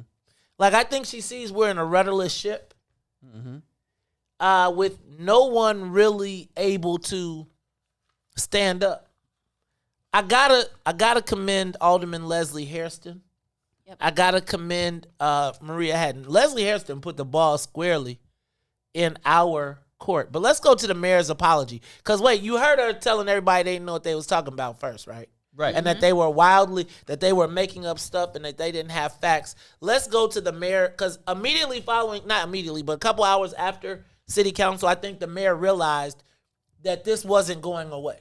Yes. That this thing had turned into a full-blown fire, right? And so she marched herself out there and gave us one of her world-famous "You Did It" apologies. Very different demeanor. Let's go. Let's play it. I was completely and totally appalled. As a human being, as a black woman, and as a parent. Yes, I am mayor. But absent that reality, I could have easily been Miss Young. I could have, and I can put myself in her place. And I have been thinking since I saw that clip of the video about having police officers break down my door at night while my child was at home.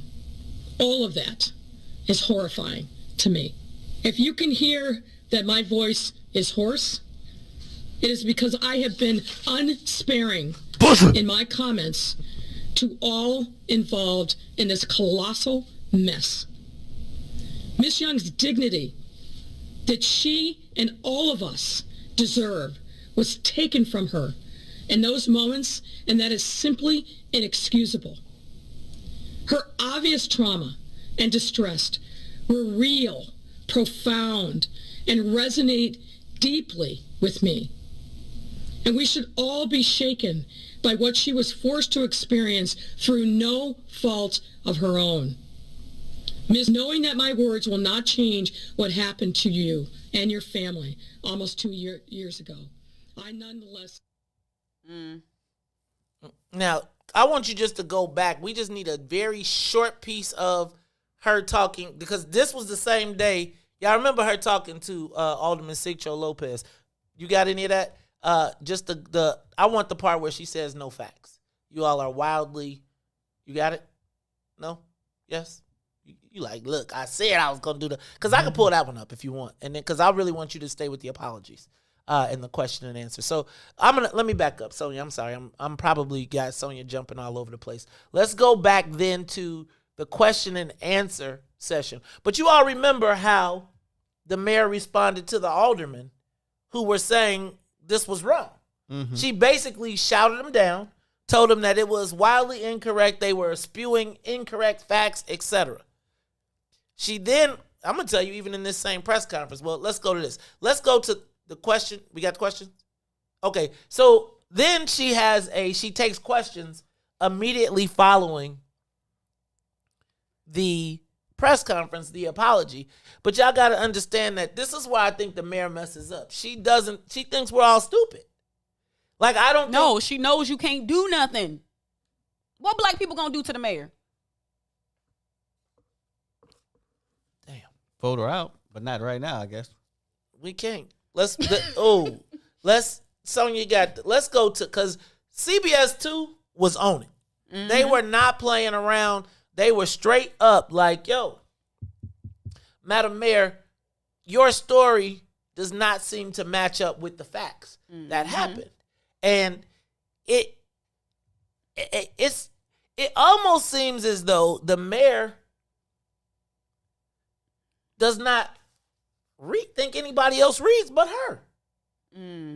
Let's go to the question and answer session, because this is where it gets real, because the mayor keeps getting tripped up over her lies. Let's go. You stated last night, again today, that you were not aware of this incident or this video until yesterday. We need to find You mentioned being blindsided.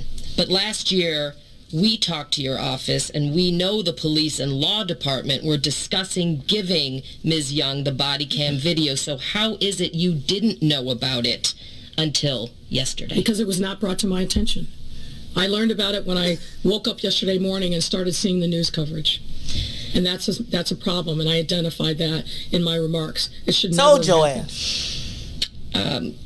Marianne Ahern writes, there's a weekly FOIA meeting that the mayor's office You has. lie. It seems that Ms. Young's situation would have come up. It didn't come up with you So let me all? be clear. I don't sit in those weekly FOIA meetings. I actually have a few other things that I do as mayor.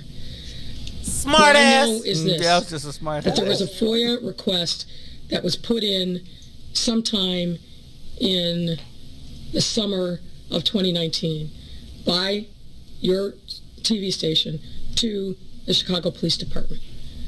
That's what I know now, but I did not know that then. I have no idea whether or not that surfaced or not. We get literally hundreds of FOIA requests, and mostly from media on a regular basis. Ms. Young talked today at a news conference, and she said she wants accountability. You said that you will make sure that this is taken care of. Do you expect this could result in firings? And Greg Pratt from the Tribune wants to know, why did the city refuse to give her the video except under seal, and was the city trying to protect itself? That is Mr. Pratt's reporting has been reckless and irresponsible. Unfortunately, now a pattern of his stretching back many, many months. My understanding is that the first time that Ms. Young, through her counsel, asked for a copy of the video was February of this year. That were you the mayor? Court agreed to provide that video and, Pay attention. and ordered us to do so, and we did. And she's had it since March of this year. So this reporting that has been bouncing around the Twitter sphere and said that we were actively withholding the video from her is just simply not correct. But can you elaborate on, and I'm sure this has come up in discussions, you talked about being hoarse because you spared no words with those who were responsible. Can you talk about why you were told that there was such a fight over this video up until Monday and its release? You're putting words in my mouth that I did not speak. Oh. What I said is I learned about this incident yesterday morning, and being the lawyer that I am, I demanded accountability to understand what the facts are. Being and the liar that I am. receiving those facts over the course of yesterday. So the first time that I even knew that this incident happened, that there was a lawsuit, any of that was yesterday. I understand. What I'm asking is, since you've been talking with, I'm assuming, your law department and others about this incident since yesterday, as you say, what have they told you about why they fought so hard to keep the video from being released? Well, I don't think that that's accurate. And obviously, my specific conversations with the law department are privileged, and I'm not waiving that privilege. But what I will tell you is that if you look at federal litigation, it is standard fare that there are protective orders. And this was actually something that was initiated, my understanding, by the court itself. So there was the early stages of the litigation. A motion to dismiss is filed. I know from my experience as a litigator for 30 plus years, when you're filing a motion to dismiss a case, what you don't want to do is go through the time and expense of producing discovery. The plaintiff's lawyer was asking for discovery, and in particular, asking for the body-worn camera. The law department objected. Again, a very standard thing in litigation when there's a pending motion to dismiss. We're saying the lawsuit doesn't have any legs. Let's file the motion, let the court rule on it. If the lawsuit survives, then we'll deal with the discovery issues. That happens. The lawsuit has no legs. I saw naked legs. The lawsuit has no legs. This is standard fare. This is par for the course. This is how we treat our niggas. Play again. Federal court and really in state court every single day as a matter of course. So that's what the law department, my understanding, that's what the law department did back earlier this year. The court disagreed, said give them the video, but I'm going to put a protective order on it That's what happened. The video was produced, and Ms. Young and her counsel have had the video since March of this year. My Dave Savini and his producers are saying, actually, Ms. Young asked for the video by FOIA last year and was denied. That's not my understanding. My understanding is that you guys asked for the video. It went up to the Attorney General's office, and the Attorney General denied the FOIA request. Pause. If that's We're waiting on a response from Attorney General Kwame Raoul on that. Again, one of those attempts where we see the Attorney General says that they're not in the business of denying FOIA requests for police brutality. That was what he told me. Now, he has said he's going to look into it with his staff to ensure that they didn't. But what I think the mayor is doing is trying to find, and I think she's exercising the Ruthie plan, which is, I could blame all these Negroes, and there's really, who gonna check me, boo? Who gonna check me? Let's go. mistaken, I'd be happy to be corrected, but that's not my understanding. My understanding is that the only FOIA that was filed was from your office. It was denied based upon the body-worn camera statute. You appealed it to the Attorney General. The Attorney General concurred and said, given the plain language of the statute, it can't be disclosed. That's the last that I believe we knew anything about it until the lawsuit itself was filed. In the course of the lawsuit, the lawyer asked for the video. The court agreed. The lawyer was given the video under a confidentiality order. Stop. She sure has a lot of information for some stuff she didn't know nothing about yesterday. She only found out. She found out. No, but she only found out. She is all the way back. Now, let's just be clear. Hold on. Mayor Lori Lightfoot didn't find out until Tuesday. Attorney Esquire, she been new. Keep playing. And the last one on topic, and then we can move to other matters. Okay. I'm just trying to wrap it up. Look, her team is like, stop. Her team is like, and here's the thing with this is the mayor, the emperor with no clothes. Her team sees this as going to the left. White media does not play. Right. They like, no, black media, right, if they would stop running, we wouldn't play either.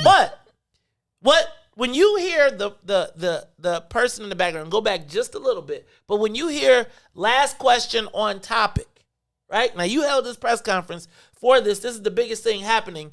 Your press person, if you're rocking and rolling, your press person lets you go, right? They let you until you knock this thing out the park. The press is like, the person who's got to deal with all of this stuff is like, can we stop these questions now? Because you are creating, you tell one lie, and then you start another one and another one. Now, all of this is being recorded. So we're going to go back and verify everything that she said. Now, this is the same mayor who forgets what goes, that we can FOIA her emails. This is the same mayor that bet scotch and cigars on our kids' future. Right? Right. I didn't recall. I don't recall that happening. Sound familiar?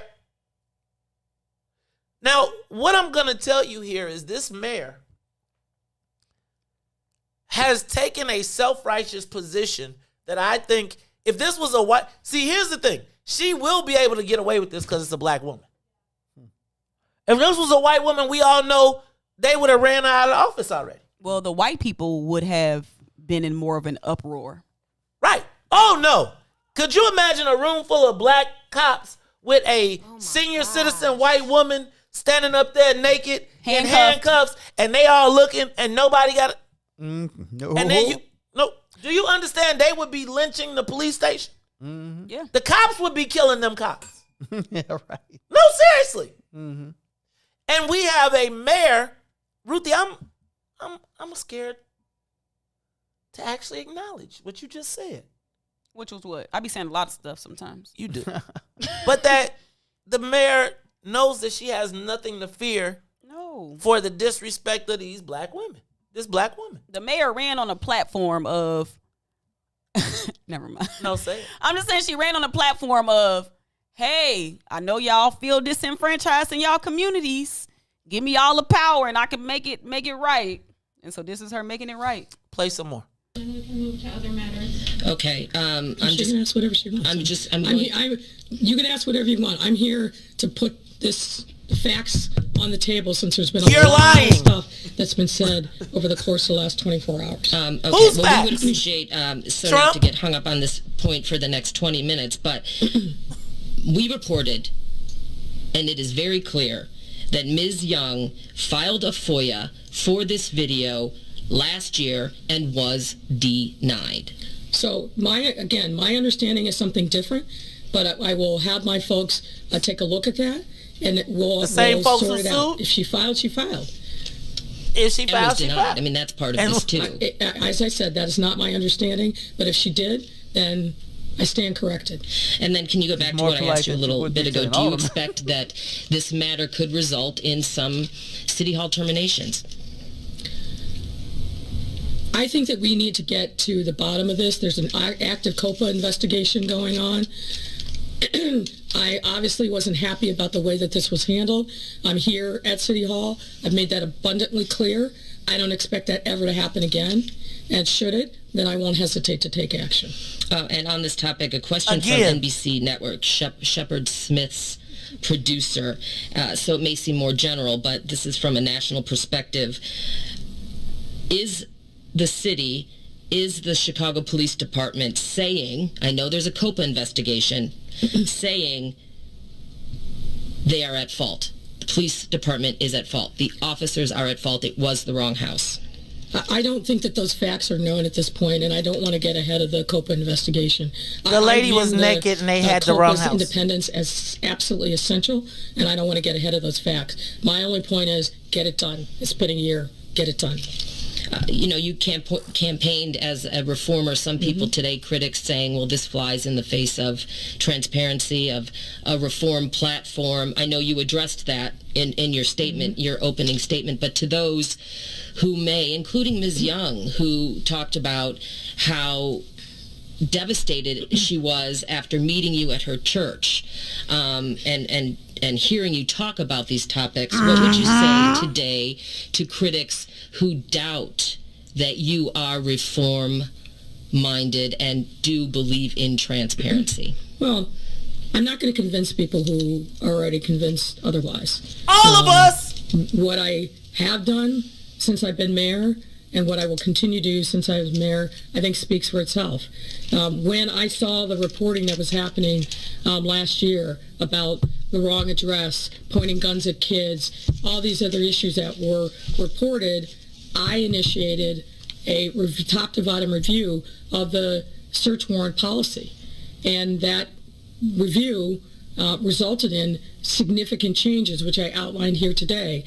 There was not enough, I think, being done to make sure that we were getting the facts right, that there was supervisory review before the search warrant application even got to the prosecutor or the court.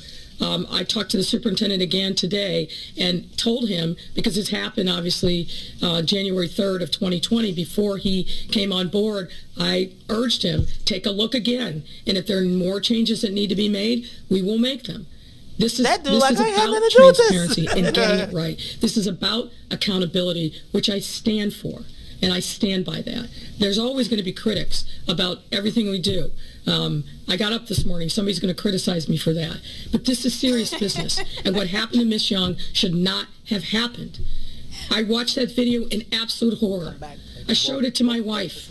We both thought about what could happen to us if we are in her circumstance. Why there's been such a visceral reaction is because we as black women put ourselves in her place. Are we black women and now? How can we not? But aside from race, our home should be sacrosanct. Aside from race. Our Constitution allows for the breaching of that sanctity of our homes, but only under limited circumstances, only with review. And it should be a high bar, an exacting bar that is met. And so that's why I want to look at all these cases, all these pending search warrant cases. And if we got it wrong, we're going to make it right.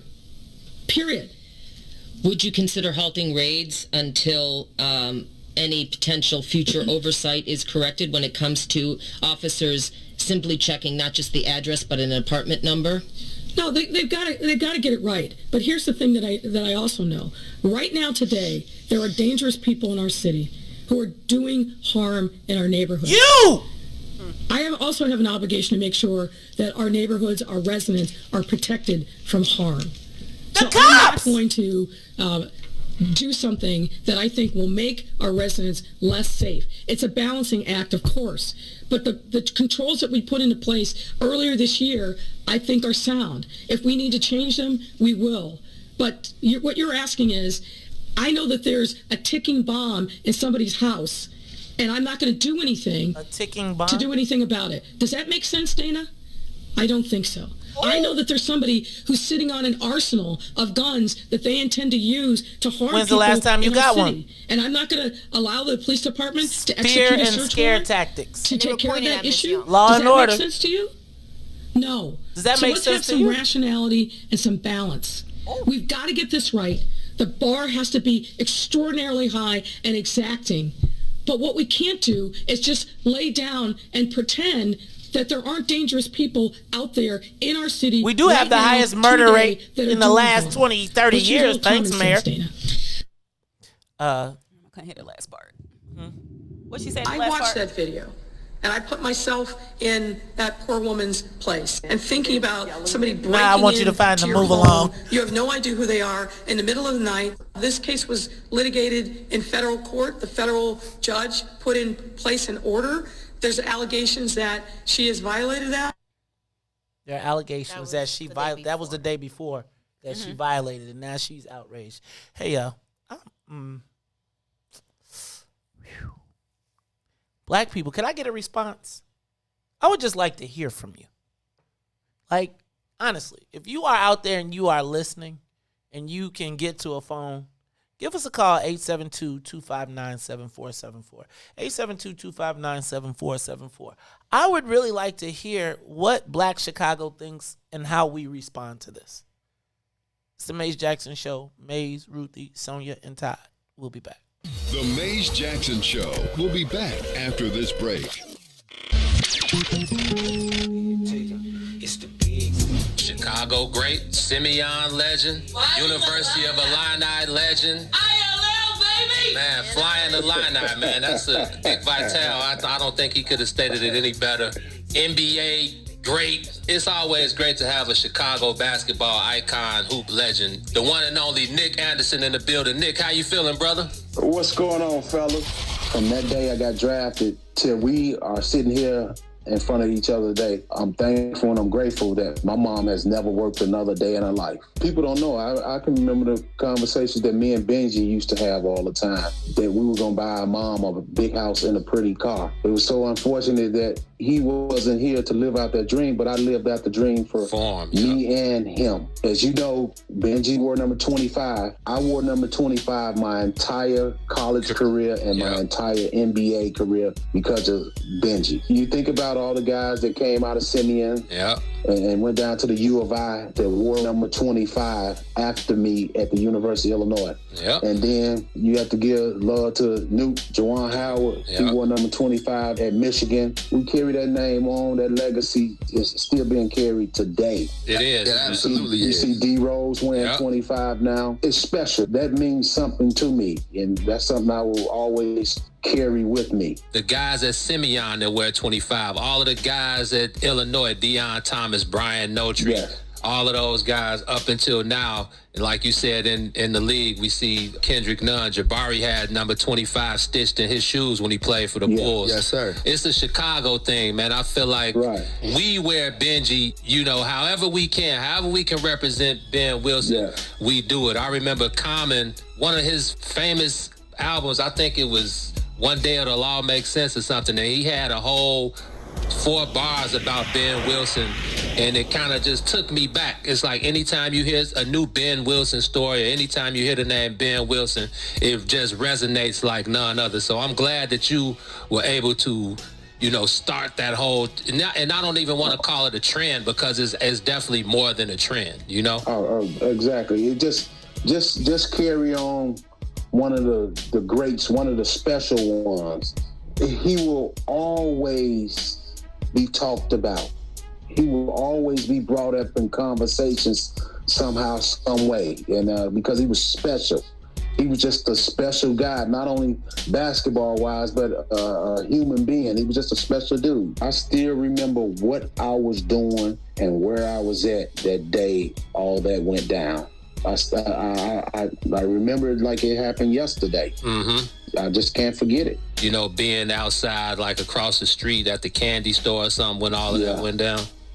Yeah, man, I remember it just like it was yesterday.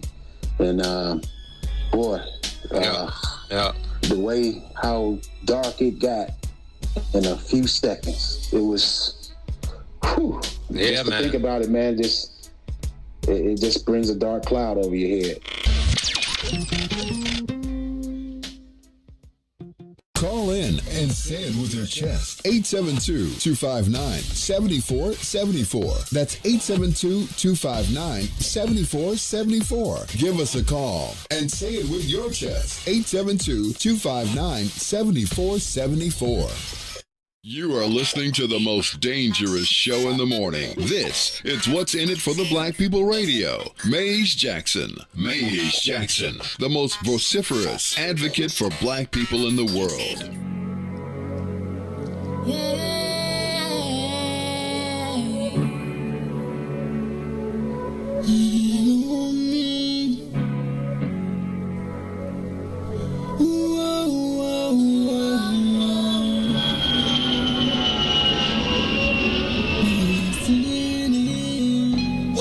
For the black people, cause economically we are not equal. Waking up to lies, can't doze no more. I told y'all, yeah, this is a dangerous show. Don't go to church if you ain't trying to help us. Don't even try to be around and can't protect us. We see the lies now, other politicians. We need money and no symbolism. It's Maze, it's Sonia, and Ruthie, and Todd, explaining how we all come from God, giving us tools to beat the odds. If we're united, our movement gon' stop. If they ain't tryna help us, they ain't tryna do nothing. We gotta do something, we gotta stop running. It's time to confront the problem. Really, you expect your oppressed to solve them.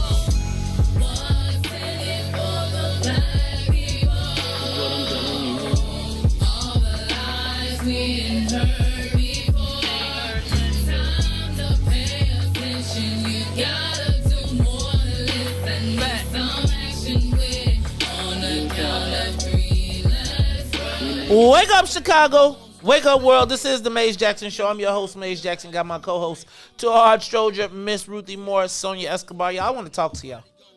I want to hear from the people, Todd. It's not what it say on the paper, but I want to hear from the people. Give us a call. 872-259-7474. 872-259-7474. I got to thank everybody, though, before I do this, who has been hitting us up. The stars have been going up, up, up and away.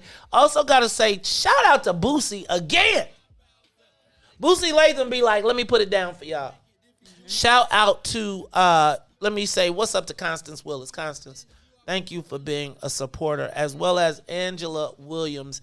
Hey, every one of your contributions makes so much. And thank you to all of the people that are sending stars, because the money is raining.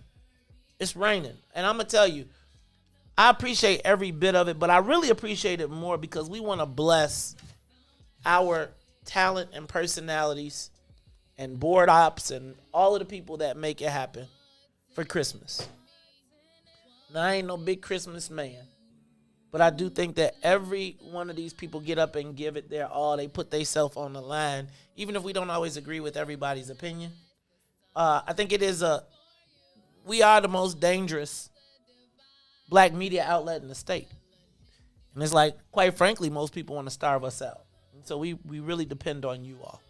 And so I want to thank you all for the contributions. And all this week and next week, we are going to be taking up collections that shout out to you too, Angela, that we are going to make sure that we take care of our people as much as y'all help me do it. All right? So I'm going to please ask y'all, Venmo, Cash App, what's the other ones? We got Zelle. PayPal. You can hit us on all of them. Wiftaba Media or admin at Wiftaba. Wiftaba. WIIFTBP. Okay, cool. Check this out. Shout out to the Illinois Legislative Black Caucus. My guy, Cam Buckner, getting together. You know that Black Caucus in Springfield got together and put together a letter. Oh, really? They issued a statement and said, we ain't accepting it. Shout out to Kim Fox. Kim Fox tweeted, like, protect black women. Mm-hmm. Shout out to Juliana Stratton. 43 times. What I think is here's what I think is happening to the mayor, too. I think the mayor has figured out a way to blame everybody all the time. Mm-hmm. And so now she's getting a little bit of her comeuppance. She doesn't get to fall back into the black woman space. Remember, she threw Kim Fox under the bus during the campaign.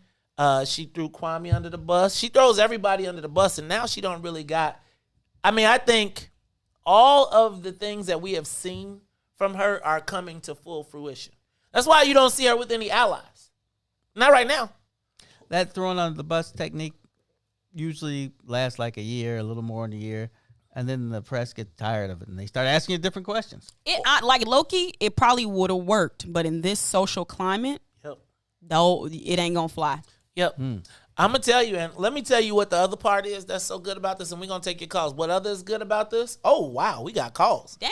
Okay, so I'm gonna get through. But you know the other thing that they're lucky about, this hasn't gone viral. Like the kids haven't really seen this. Really? No, the kids ain't really. This has all been on CBS. Kids don't watch CBS 2, 5, 7, and 9. Oh, no. Right? This has not taken over social media. If this took over social media, they would be downtown. Because that's grandma and them. Y'all gonna tell them to go back home this time, or y'all okay with them being down there? I was okay with them being down there last time. Because Hans hasn't mentioned it to me. I'm telling you, the young people don't know. Let's go to the live line. Let's go to Renee. Renee, you're on the Mace Jackson Show. Tell me what you're thinking and how are you feeling. Give us a call, 872-259-7474. Renee? Hey, can you hear me? We can. Oh, yes. Morning. Good morning. Okay. I'm gonna do this quickly. I'm gonna try not to cry. First thing, that lady is 50 years old, May, so she's not a senior. That's first. Let me stop. Second, Let me stop. I'm doing the AARP senior. They told me I'm a senior now too. So I got my card. They mailing me. Get offended when you be called a 50-year-old senior. I'm a 50-year-old too. I'm a 50-year-old too. So I'm just trying to live in my moment. Okay, I'm sorry. I understand. So I'm just say this. I think it's so sad. I don't even have the words. I feel now how these kids feel when they go take to the street. But I'm 50-something years old. I don't want to go bust, I'm not going to bust no window. This what happened right here is, I honestly look at it like it was a sexual assault by the Chicago police on that woman because she was assaulted, meaning she was in fear for her life, and she was naked. So if that's not sexual, I don't know what it is. And to hear that mayor say she don't know if anybody should be fired behind that, and she's still not sure that was a bad raid, and it's crazy. I'm speaking as somebody who 30-something years ago was a victim of police brutality, but it wasn't no cameras and stuff then. But I had police pull a gun on me in the street, pull me out my car, search my car, and then didn't find nothing and was just like, leave. I went home. I need y'all to understand. My father was a CPD sergeant. I went home and told my father what happened. And he was like, I'm so sorry that happened to you. I'm like, okay, let's go to the police station. Let's go find them. He was like, we can do that, but nothing is going to happen to them. And I'm going to lose my job. So if you want me to do it, I'll go. But understand, nothing's going to happen to them, and they're going to come up with some reason, and I won't have a job. So I left it alone. Then Rodney King happened. I told my father, oh, now this time something's going to happen. And he just looked at me crazy. He was like, don't you understand? Nothing is going to happen to them. Those are police. I said, but it's on video. And now we done had George Floyd, all these other people that I'm not going to name. And now we got this woman in her own house. Your house is supposed to be your castle. And nothing is happening. So at this point, y'all can have this city. I'm leaving. I never thought I would leave because I'm so proud to be a Chicagoan, but y'all can have this. I told my daughter last night, I'm selling my house and I'm leaving. And I don't know. That's all. That's all I have to say. Renee, Thank you for taking my call. No, Renee, thank you for calling, and we hear you. Who else we got on that line? Let's go to Anthony. Anthony on the Maze Jackson show. Anthony? This morning. Good morning. How y'all doing? Good morning. What's up, Anthony? It's my man Anthony West. I see you on Facebook, man. Yeah. Oh God, I did the Anthony thing without the West, but you know the voice. Okay, no problem, no problem. My heart is broke, man, because of what's happened, right?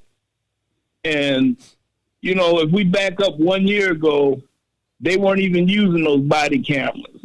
Okay, so now all of a sudden they're using the body cameras. This is what they've been hiding all along. This kind of treatment of black folks in the black community, man, it's never ending, okay? We were talking about the little memorials they have on the streets where the kids, have been shot up and whatnot. Guns are a problem in our community. But they go in a house, they're looking for a dude, and they see this woman standing there butt naked. These white boys, they didn't care. They just kept going, kept digging. I mean, how much more offensive can they get? And we sit back on our hands. If you keep hitting the dog in the face, eventually he's going to bite you. That's all I got to say. Thank you, Anthony. I'll talk to y'all later. Okay, we appreciate you. Who else we got on there? Let's go to Mike. Mike, you're on the Maze Jackson show. Yes. Good morning, Maze. Good morning, Mike. Can you guys hear me? Yes, we can. Yeah. There's a few things here, and I think there's a bigger picture that we all should look at. That picture is this is happening around the nation here in black areas, and it seems to be power and control. Traumatize the people, get them fearful, manipulate them, treat them however you want to, and then get them to move out. Scare them to move out. So then the money mongrels with the land barons, they come and buy up the land for pennies on a dollar, and then turn around and sell it back to the white folks, and they move back in and so on, and keep on doing this over and over, and keep on making money. But putting black people down to this particular level where they go stoop so low that they don't care about your humanity and you being embarrassed, being naked and handcuffed. No threat. Black and brown. No threat. Woman with a baby in her arms. No threat. With a gun on them. Hey, man, this is time to rise up. The mayor stated herself when she was running for office that she may be a one-time mayor. And I say she has announced, go look for a new mayor now. This is time to find your new mayor. That's all I have to say. Thank you for calling. Thanks, Mike. Let's go to the next call. Let's go to Shakita. Shakita, you're on the Maze Jackson show. Shakita? Morning. Good morning. Thanks for calling. Good morning, you all. I get so incensed when this subject comes up about this sister until I get so emotional like the sister that just left the show. But I'm going to tell you something. After summing all of this up, I gave her the benefit of the doubt. I really did. Dr. Willie Wilson helped me go ahead on and vote for the woman, which I really didn't want to, but I did. But now she has shown me that she don't give a damn about black people. She showed that during the uprising. She showed that how she treats our aldermen, got them all punked out. They too scared to even speak out. They should be speaking out now about this crap. She has got to go. Lori Lightfoot has got to go. Excuse me, we need a new mayor. Can she be impeached? I don't know what it is. I wish Chewy would come back and run for mayor. He could win hands down. She got to go. Lori Lightfoot, you need to resign. We're tired of you bullying people with your arrogant self. That's the way I feel about it. I'm through with it. Thank you, Sister Zakia. Let me go to John. John, you're on the Maze Jackson Show. Good morning. What's up, Maze? I'm Ruthie and Todd. I love you guys. I haven't been around for a minute, but I've been so nervous and crying over this video. I know that this is nothing new in the city of Chicago, in the west side and south side. I'm not saying it hasn't happened all through the city, but 99% of the time it happens to our people, and it leaves us traumatized. And I think I have an effect since I was a kid. I'm 52 years old, and I've been suffering this trauma like I've been in war. And that's what I've seen. I go and I tell myself, I've seen these videos over and over. I've seen them in person. And I tell myself sometimes when I wake up so nervous and I say, how can I have been seeing so much violence and so much violations of our civil rights? And I get so nervous. And I look at my kids and I say, if you were to grow up and see what I've seen with my own eyes of happening to our people, this is devastating to our community. I tell your listeners and all our brothers and sisters, in the palm of your hand, you have your phone. When I seen this video first released, because I'm on it, Maze, I'm really on it. I went and made a list of all 50 aldermen. I called each office and gave them the name and the videos.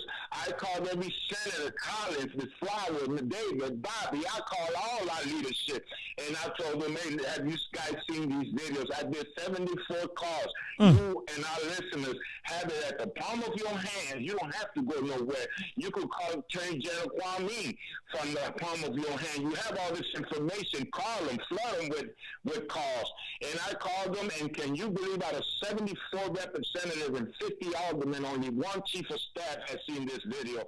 That means that our people, just like we call your station, and we got to support your station because you guys doing a great thing, and God bless you.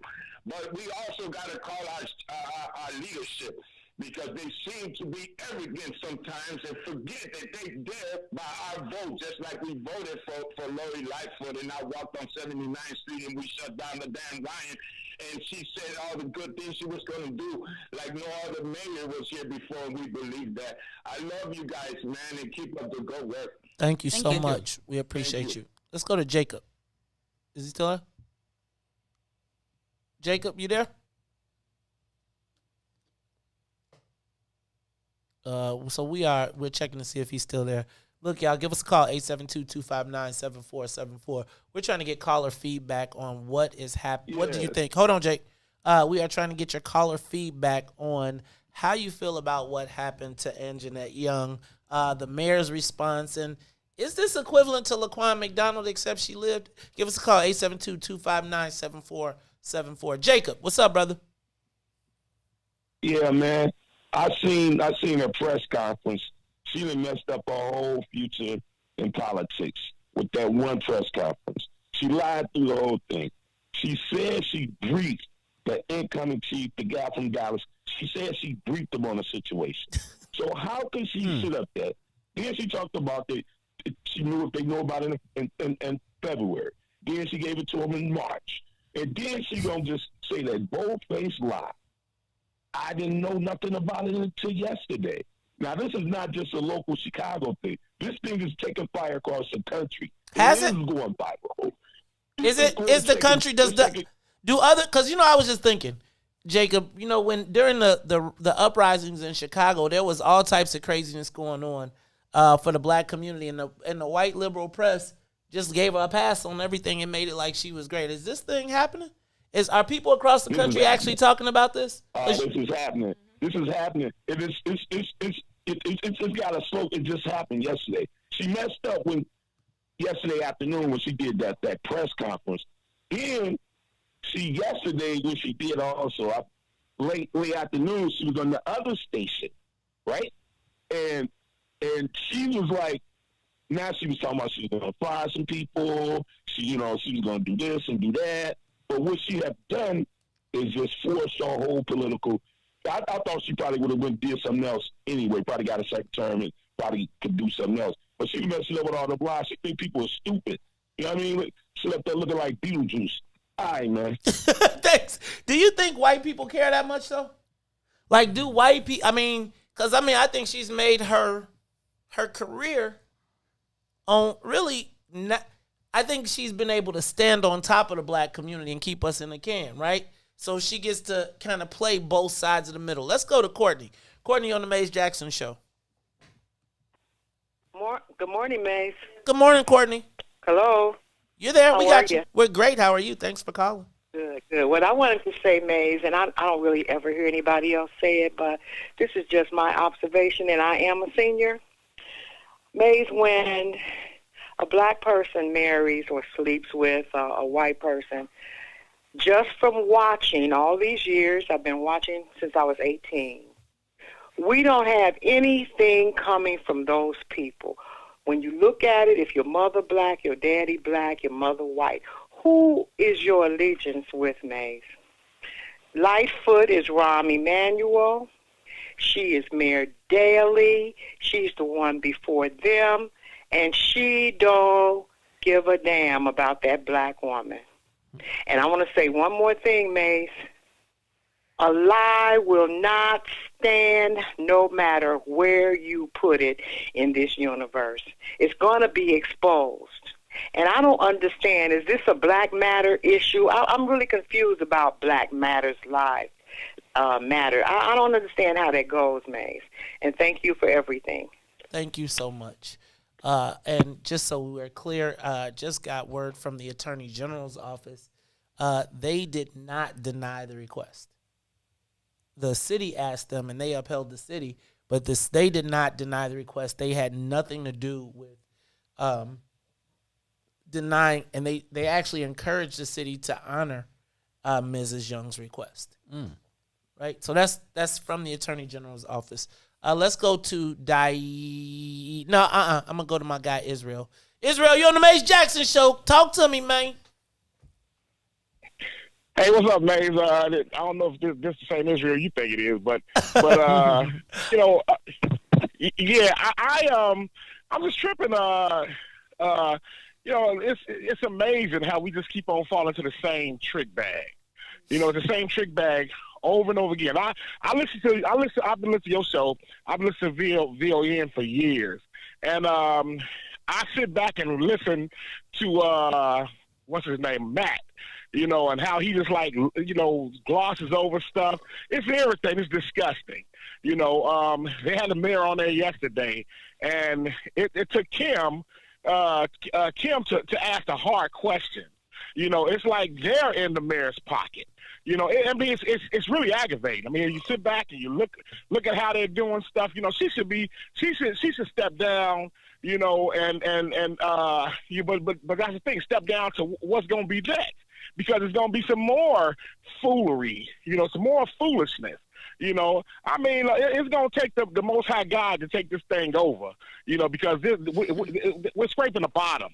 That's basically what it is. It's disgusting. And I appreciate you allowing me to speak. Have a nice day. And you got a lot of passes in that one. You said a bunch of names that are banned, but that's okay because I'm going to take that. Ruthie, what you thinking, kid? Grab the matches. You know what? Another thing I think is that I think we gotta do some intergenerational work, because when the young people was ready, the old guard wasn't, and now the old guard ready. It's cold outside, and the kids back in the house playing their Xbox and PlayStations.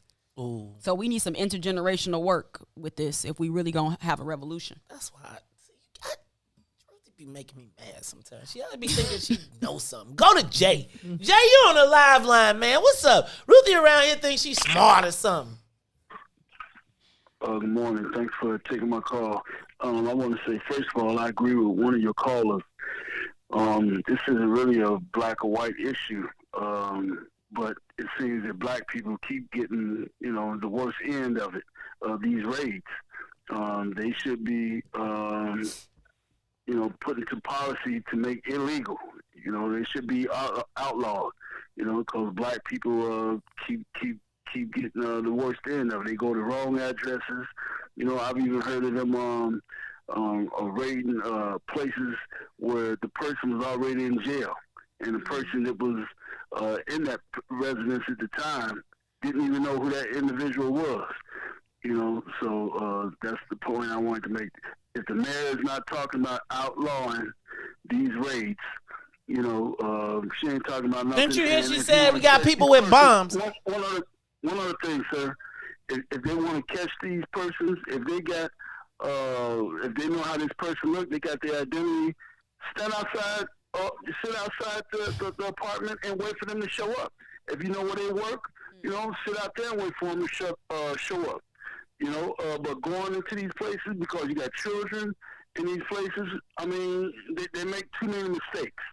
And that's basically what I wanted to say. Thanks, Jay. I appreciate your call. You know Look, the funny thing about it, how bad this mistake was? The guy was in an apartment in the same building on monitor. right, he was on the electronic monitor. But see, I feel like, here's what I feel like with that. It's like all you need to do is watch a slave movie. Mm-hmm. And it makes sense. Everything that happened makes sense. Like, I hate to go there, but if you watch a slave movie, like the slaves and everybody scatter as the white man with the gun violates everybody. I mean, go ahead, Ruthie, because you was gonna say something. We're gonna take some calls. We're gonna take a quick break because Ruthie. No, I was even gonna say, like, okay, like I watched that video from the perspective of law enforcement, and I said to myself, okay, so if she didn't have clothes on when they barged in, at least when y'all handcuffed her, y'all could have covered her up. I mean, I tried to think about it. I said, okay, maybe they was just, but no, there's no justification for that. And here's my thing. There was not a black cop there because I'm telling you now, I don't care what you talk about black cops. They ain't finna let no black woman stand up there naked Not like like that. I mean, because if you had like some that. part, right. Not like that. I mean, and they could have let her sit on the couch and then covered her up. Like, it's so many different things. And I'm just like, so it makes me think like we spending all this money on police training. So when we say defund the police, take that training money and let's do something else with it because obviously it's not working. I can't even argue with you today. Okay, good. I can't even argue with you today. I mean, I can't even argue with you today, but I do. Look, I want y'all to give us a call, 872-259-7474. Let me tell you something, Black Chicago. Don't get it twisted. You want them to hear what you saying? They're listening right now. They're listening right now because this is the uncensored black voice. Call in. Give us a call, 872-259-7474. I see the callers in the bank. I want to hear from Black Chicago. 872-259-7474. Tell us how you really feel. When we come back, we're going to take the rest of these calls. It's the Maze Jackson Show. The Maze Jackson Show. We'll be back after this break. You're listening to I Said What I Said with Toussaint Warner and Herb Howard. We have a very, very special guest, man, joining us on today's show. Walter Beach, he's my godfather and one of two of the dopest black men I've met in my entire life. This is how I always introduce myself. I'm black in attitude, I'm black in behavior, I'm black in belief and thought, and I'm African in spirit. I accept and acknowledge the fact of my African self being intuitively and have developed the cognitive strength to function as a black man in America. As an African black man, my hypocrisy manifests as silent rage. I must decide what my relationship to racism will be. Only I can say when and where I enter my manhood with quiet, undisputed dignity, without violence or special patronage, asking no quarters and giving no quarters. When and where I enter, I take with me my people. That's what the sovereignty that Toussaint was talking about means to me. I'm a sovereign human being. And like he was talking about in that point that we made in Amistad when we was talking about all of our species demands to be free. They may not have the power to prevent it, but they just demands it. And that's what they do. That's what the struggle is about. The Chicago Legal Network is the collaboration of attorneys that concentrate in many areas of the law most needed in Chicago neighborhoods. The CLN lawyers focus on personal injury, criminal defense, and other issues. The CLN lawyers all average over 20 years of legal experience and are dedicated to helping the Chicago community. The Chicago Legal Network is committed to developing black lawyers through mentorship and co-representation. So if you were injured in a car accident, slip and fall, or injured on the job, or you need assistance with criminal defense, including driving violations and DUI, check out ChicagoLegalNetwork.com for more information or call 773-912-3545. 773-912-3545.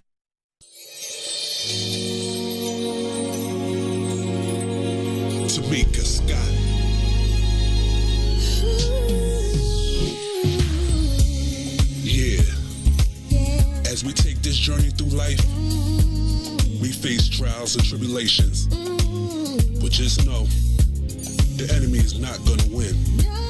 Cause the storm is almost over. That's right, the storm is almost over.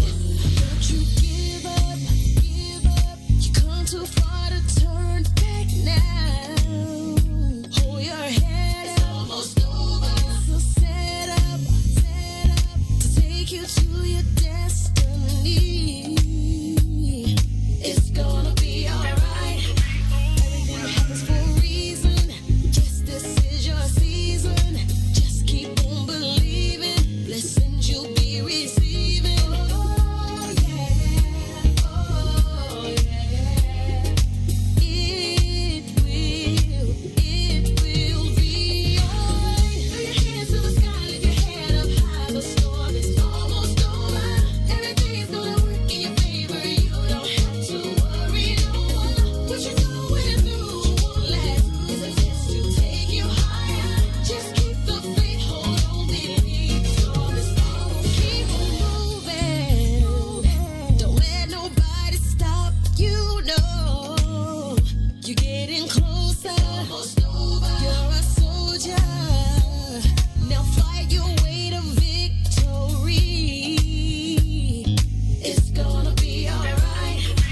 Everything happens for a reason. Yes, this is your season. Just keep on believing. Blessings you'll be receiving. Oh yeah, oh yeah. It will be alright. Throw your hands to the sky, lift your head up high. The storm is almost over. Everything's gonna work in your favor. You don't have to worry no more. What you're going through won't last. It's a test to take you higher. Just keep the faith, hold on, believe. Dark clouds may rise, strong winds may blow. It's hard to see through the rain. You gotta hold on. Be strong.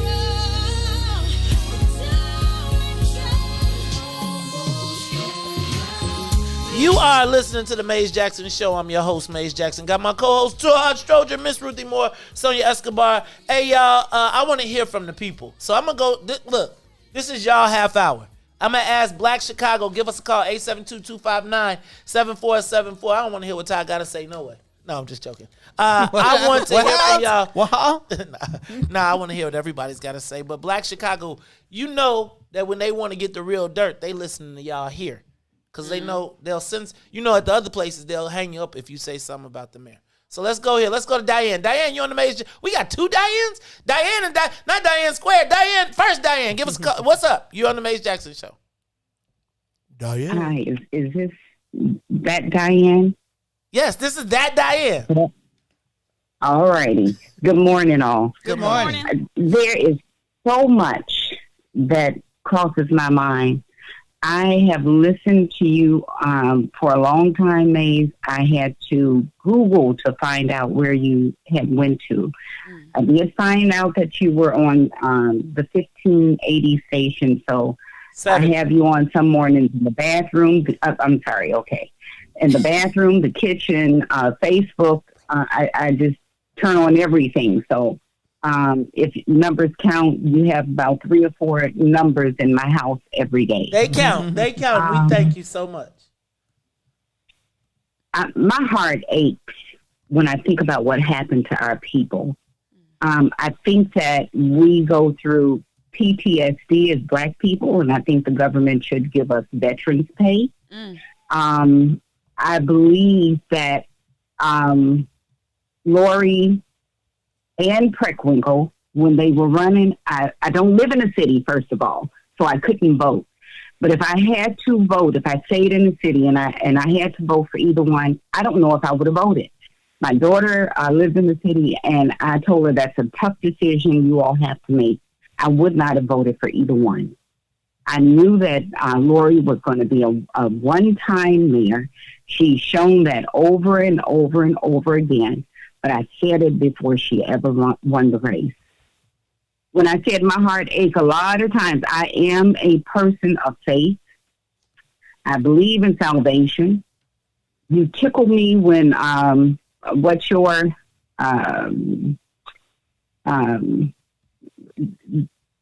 pastor, deacon, other person that comes Minister on. Mays, good morning, sister. We Minister appreciate you, Mays. Sister Diane, for joining us on the morning show with Mays, Ruthie, and Todd. Don't forget Sonia as well. Thank you. Don't forget Sonia. But there are times that even in prayer, my heart beats so heavy, and I ask the Lord, there's something going on with our people. But I'm very, very convinced that this is not just a social matter, it's a spiritual matter. Black people have known God even before we knew how to read here in America. God has always been a part of our life. I believe that, even way back then, they called on God when they didn't even know how to spell his name. It is, in my opinion, a very spiritual matter. I can see how the enemy is systematically trying to destroy Black people over time, but Black people are resilient. I believe in my heart that God has a love for us, and that's why we're not ever going to be wiped out. As much as they try over the globe to wipe us out, we are still here. I don't know what to say about Lori. I don't. My heart aches for the people in Chicago. Bye is very good. But my heart aches for the people in Chicago. You all are up against something that nobody should be up against. Princes and principalities. Nobody, especially. You know about princes and principalities. And I feel like that's what we're up against. Let me go to other Diane. Diane, you're on the Mays Jackson Show. Morning. Good morning, Mays. This is the Southside Diane. Hey, Southside Diane. Also. I just want to make one comment, and I agree with Ruthie, and I watch Todd to see what he's going to say, but my comment is we need to get up off of our ASSs and march down to the city, the mayor's office? Let's go to our house. Pull She don't her like out that. of that seat. Oh, pull her out of that seat. Oh. Because she's on BS. Ooh. And that's my comment. She got the Goon Squad. Look, Ruthie. You see the Ruth. We're going to have categories. All right, let's go to Deacon. Deacon, you're on the Mays Jackson Show. Hey, Brother Nate, how's everybody doing? Man, we a little ticked off right now, but we making it. Yeah, I understand. I know. Listen, a couple of your callers hit on some valid points. One being the spiritual piece about the spiritual warfare. Another point I want to bring out is when King marched and his focus was on, and the focus at the time seemed to be on integration, right? Now, I love Dr. King. I came out, I was 10 years old when he got assassinated, just to give you an idea, kind of date myself. But I believe he missed the mark in that there was no other group of people trying to integrate with us. Why was it so important for us to integrate with everybody else, to move out of our communities into other communities where they did not want us in the first place? That seemed a little backwards to me. But what I realize now is we as a people were more prosperous and successful when we were segregated from other folks. Now, Tulsa, Wilmington, just to name a few, note that all of those particular entities, all those particular instances were destroyed by other folks for some blown out reason or some made up reason. But the real reason was that they were successful. So we got, look, this is what I got to do though, Deacon. I need y'all to talk to me about what's going on with Lori. So I need to know what you feel about this situation. I recognize that we are up against princes and principalities, but I need to hear from you. Let's go to Jamal. Jamal, you're on the Mays Jackson Show. First time caller, listened to your show back down the dial, and I found you here. Thank you. And about your lovely mayor, Lori, I live outside of the city. That's your mayor. That ain't my mayor. Be giving her to me. Go ahead. But she was caught with her pants down and all this. So that's why Oh, she I had don't to come want the out. vision. I don't want that vision. Well, I'm just calling a spade a spade. She had to apologize. That's why she had came up with that apology yesterday, because, and I credit this show for calling her out. What the BS she did, and then even when I went down the dial to the old employer and the midday show, and the hostess who at times seemed to be in the mayor's pocket, she was rightfully critical of the way the situation happened. So clearly, your show, I think, exposed what was going on, and rightfully so. And it would not surprise me in the least if, just by hearing the reaction of people like the lieutenant governor and even the attorney general, I could picture one of those two possibly taking her on in 2023. I think we got to find somebody. I don't know if those will be the people, but I will tell you we got to get somebody. Let's go to Hope. Hope, you always got something good to say. Keep it tight for me, Hope, because I know you're going to hit us with a banger. What did we forget this time? What did we miss? Good morning. Good morning, It Hope. really makes you cry when you listen to Miss Jones tell her story. In the court of public opinion, she's taken a hit. Whether that hit is a dent or damage remains to be seen. However, let's keep in mind that the mayor was sanctioned as a prosecutor for being dishonest in several cases. So her behavior is well known. Man, I hope I can't. This is nothing more than what comes around goes around. It's Laquan 2.0. Okay. Thank you. Thank you, Hope. I want this to me is Laquan 2.0. All we don't have is 16 bullets. Let's go to Black Man. Black Man, you're on the Maze Jackson Show. Black Man? Hello? Hello? Hello? We got you. Come on. We running out of time. Come on, Black Hello? Man. Hello, Black Man. Come on. That's you? Hey, Maze, long-time listener. Thanks for taking my call. Thank you. What I wanted to say was you are letting us know about what is happening. That's what we need to know more about. As far as Mayor Lightfoot, she made some mistakes. She's the mayor, but she got to try to protect, I guess, her reputation. So that's the way I feel about it. Thanks for taking my call. Thank you, sir. Let's go to Caller. Caller, you on the live line. You got about 4 of them. So, Caller, you're on the live line. Give me one, Sonia. Go ahead. Hi, good morning. Good morning. Good morning. This is Cliff. What's up, Cliff? Oh, what's up, Cliff? How you feeling, man? We gonna come over there on 79th to hang out with What you. up, man? Listen, let me tell you something. This is Laquan McDonald and Breonna Taylor rolled up in one. Okay? I very much astute about this political arena. This lady is suffering from the ugly duckling personality. Okay? Earlier this year, she went to the college football game at Soldier Field. And I said then, that's the most black people she's ever been around. And you want to know something really ugly? Suppose that tall white woman she's with was handcuffed naked. They would have threw up. Oh, you wrong. Stop, Cliff. Stop. I'm not going to say I didn't think. Anyway, let's go to the next caller. Caller, you're on the Mace Jackson Show. Thanks, Cliff, for calling, though. But you know they wasn't going to stand up there and have no white woman standing up there naked. They likely wouldn't have even had a man with his genitals exposed like that. Oh, they definitely wouldn't have did a man like that. Come on now. Especially not no black man. Right, because they would have been it would have been penis envy. Do you know, if I would have came in, if they would have had me, the whole room would have been dark. I'm sorry.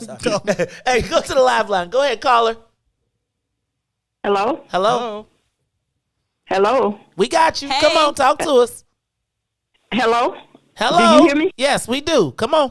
Okay. My name is May, and I used to listen to you on the other show.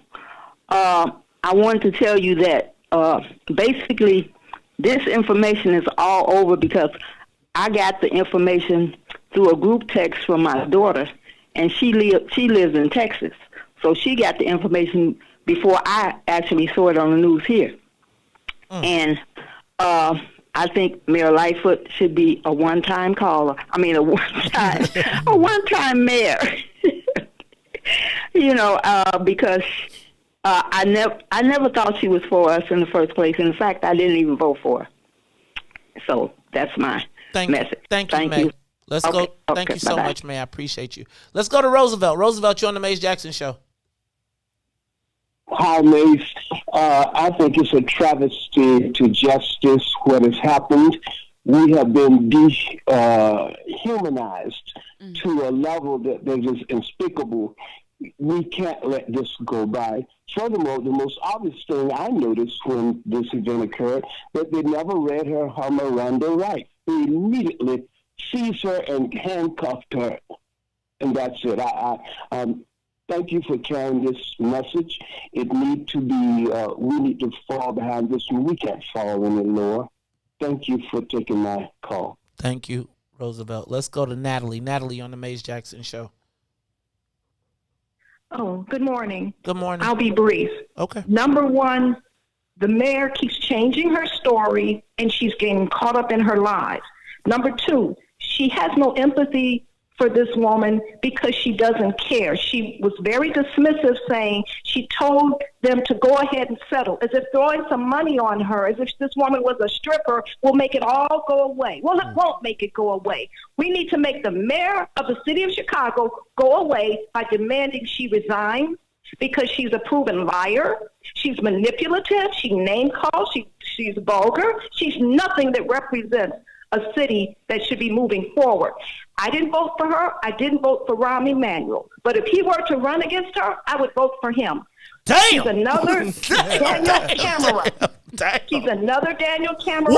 And just because people share our skin tone, that does not mean they are for us, and we have to get off the fence saying she made a mistake. No, she didn't make a mistake. She's doing just what she's supposed to do, not care about us. That's why she put up all the trucks downtown to protect those people during the riots.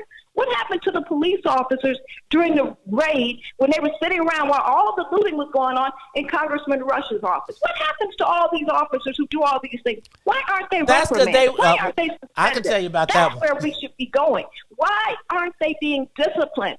Why are they allowed to just run amok among black people and do what they want? This is disgusting.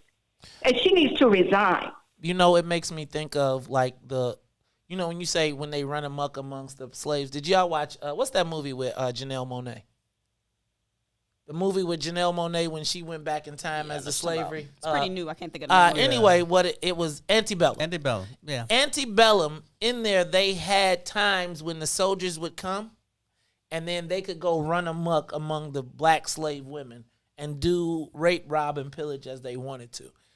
I felt that movie happening again. Let's go to the call. We got Lee. Lee, you on the Mace Jackson Show.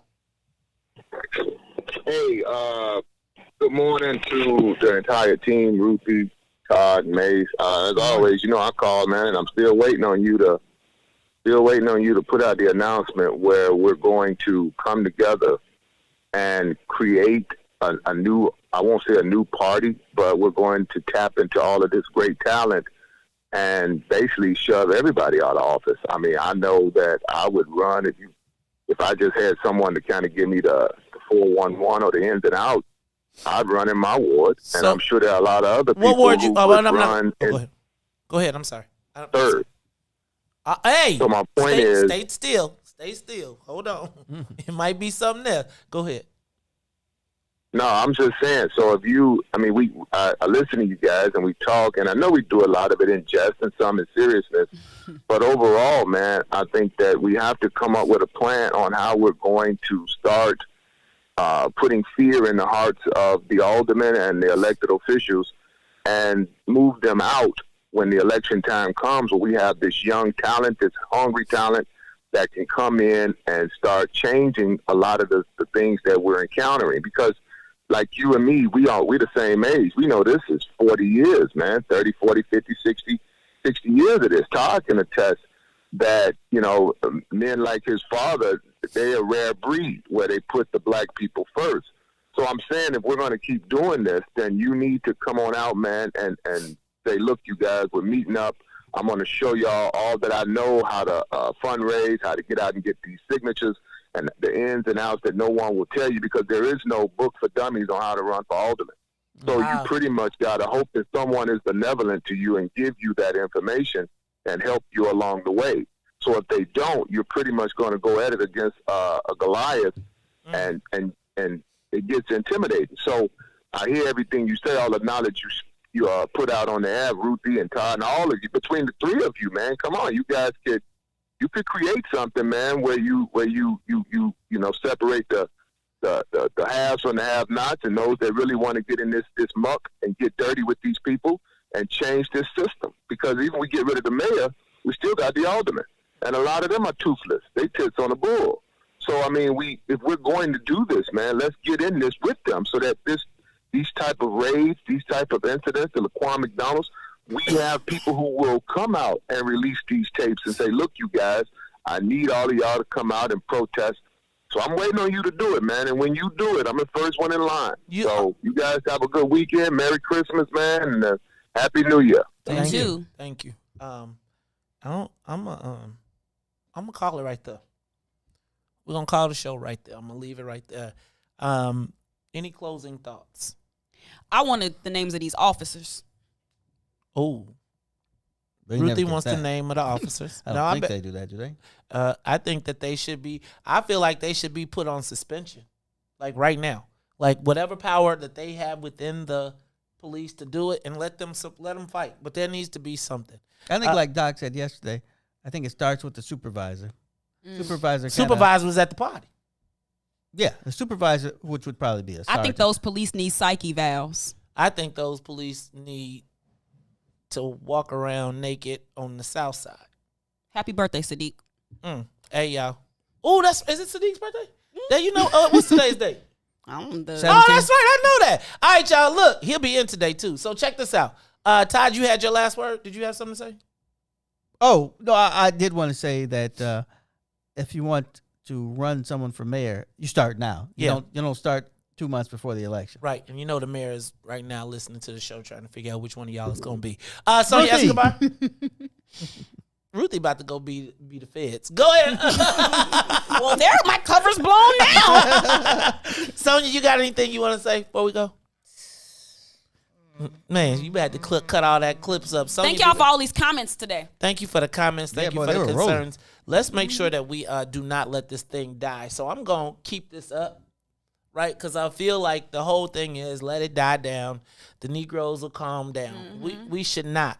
We should not let this go. Hey, y'all. So for Sonia Escobar, for Ruthie Moore, for Todd Stroger, I am the host of the Maze Jackson Show, asking every single day, what's in it for the black people? And if you don't like it, you can still tell them Maze said, Mayor Lightfoot. The black people are saying. Man, we ain't accepting that. We ain't accepting that. Let's go. It's the Maze Jackson Show. We'll be back tomorrow. And if you don't like it, you can still tell them Maze said. We out of here. Peace.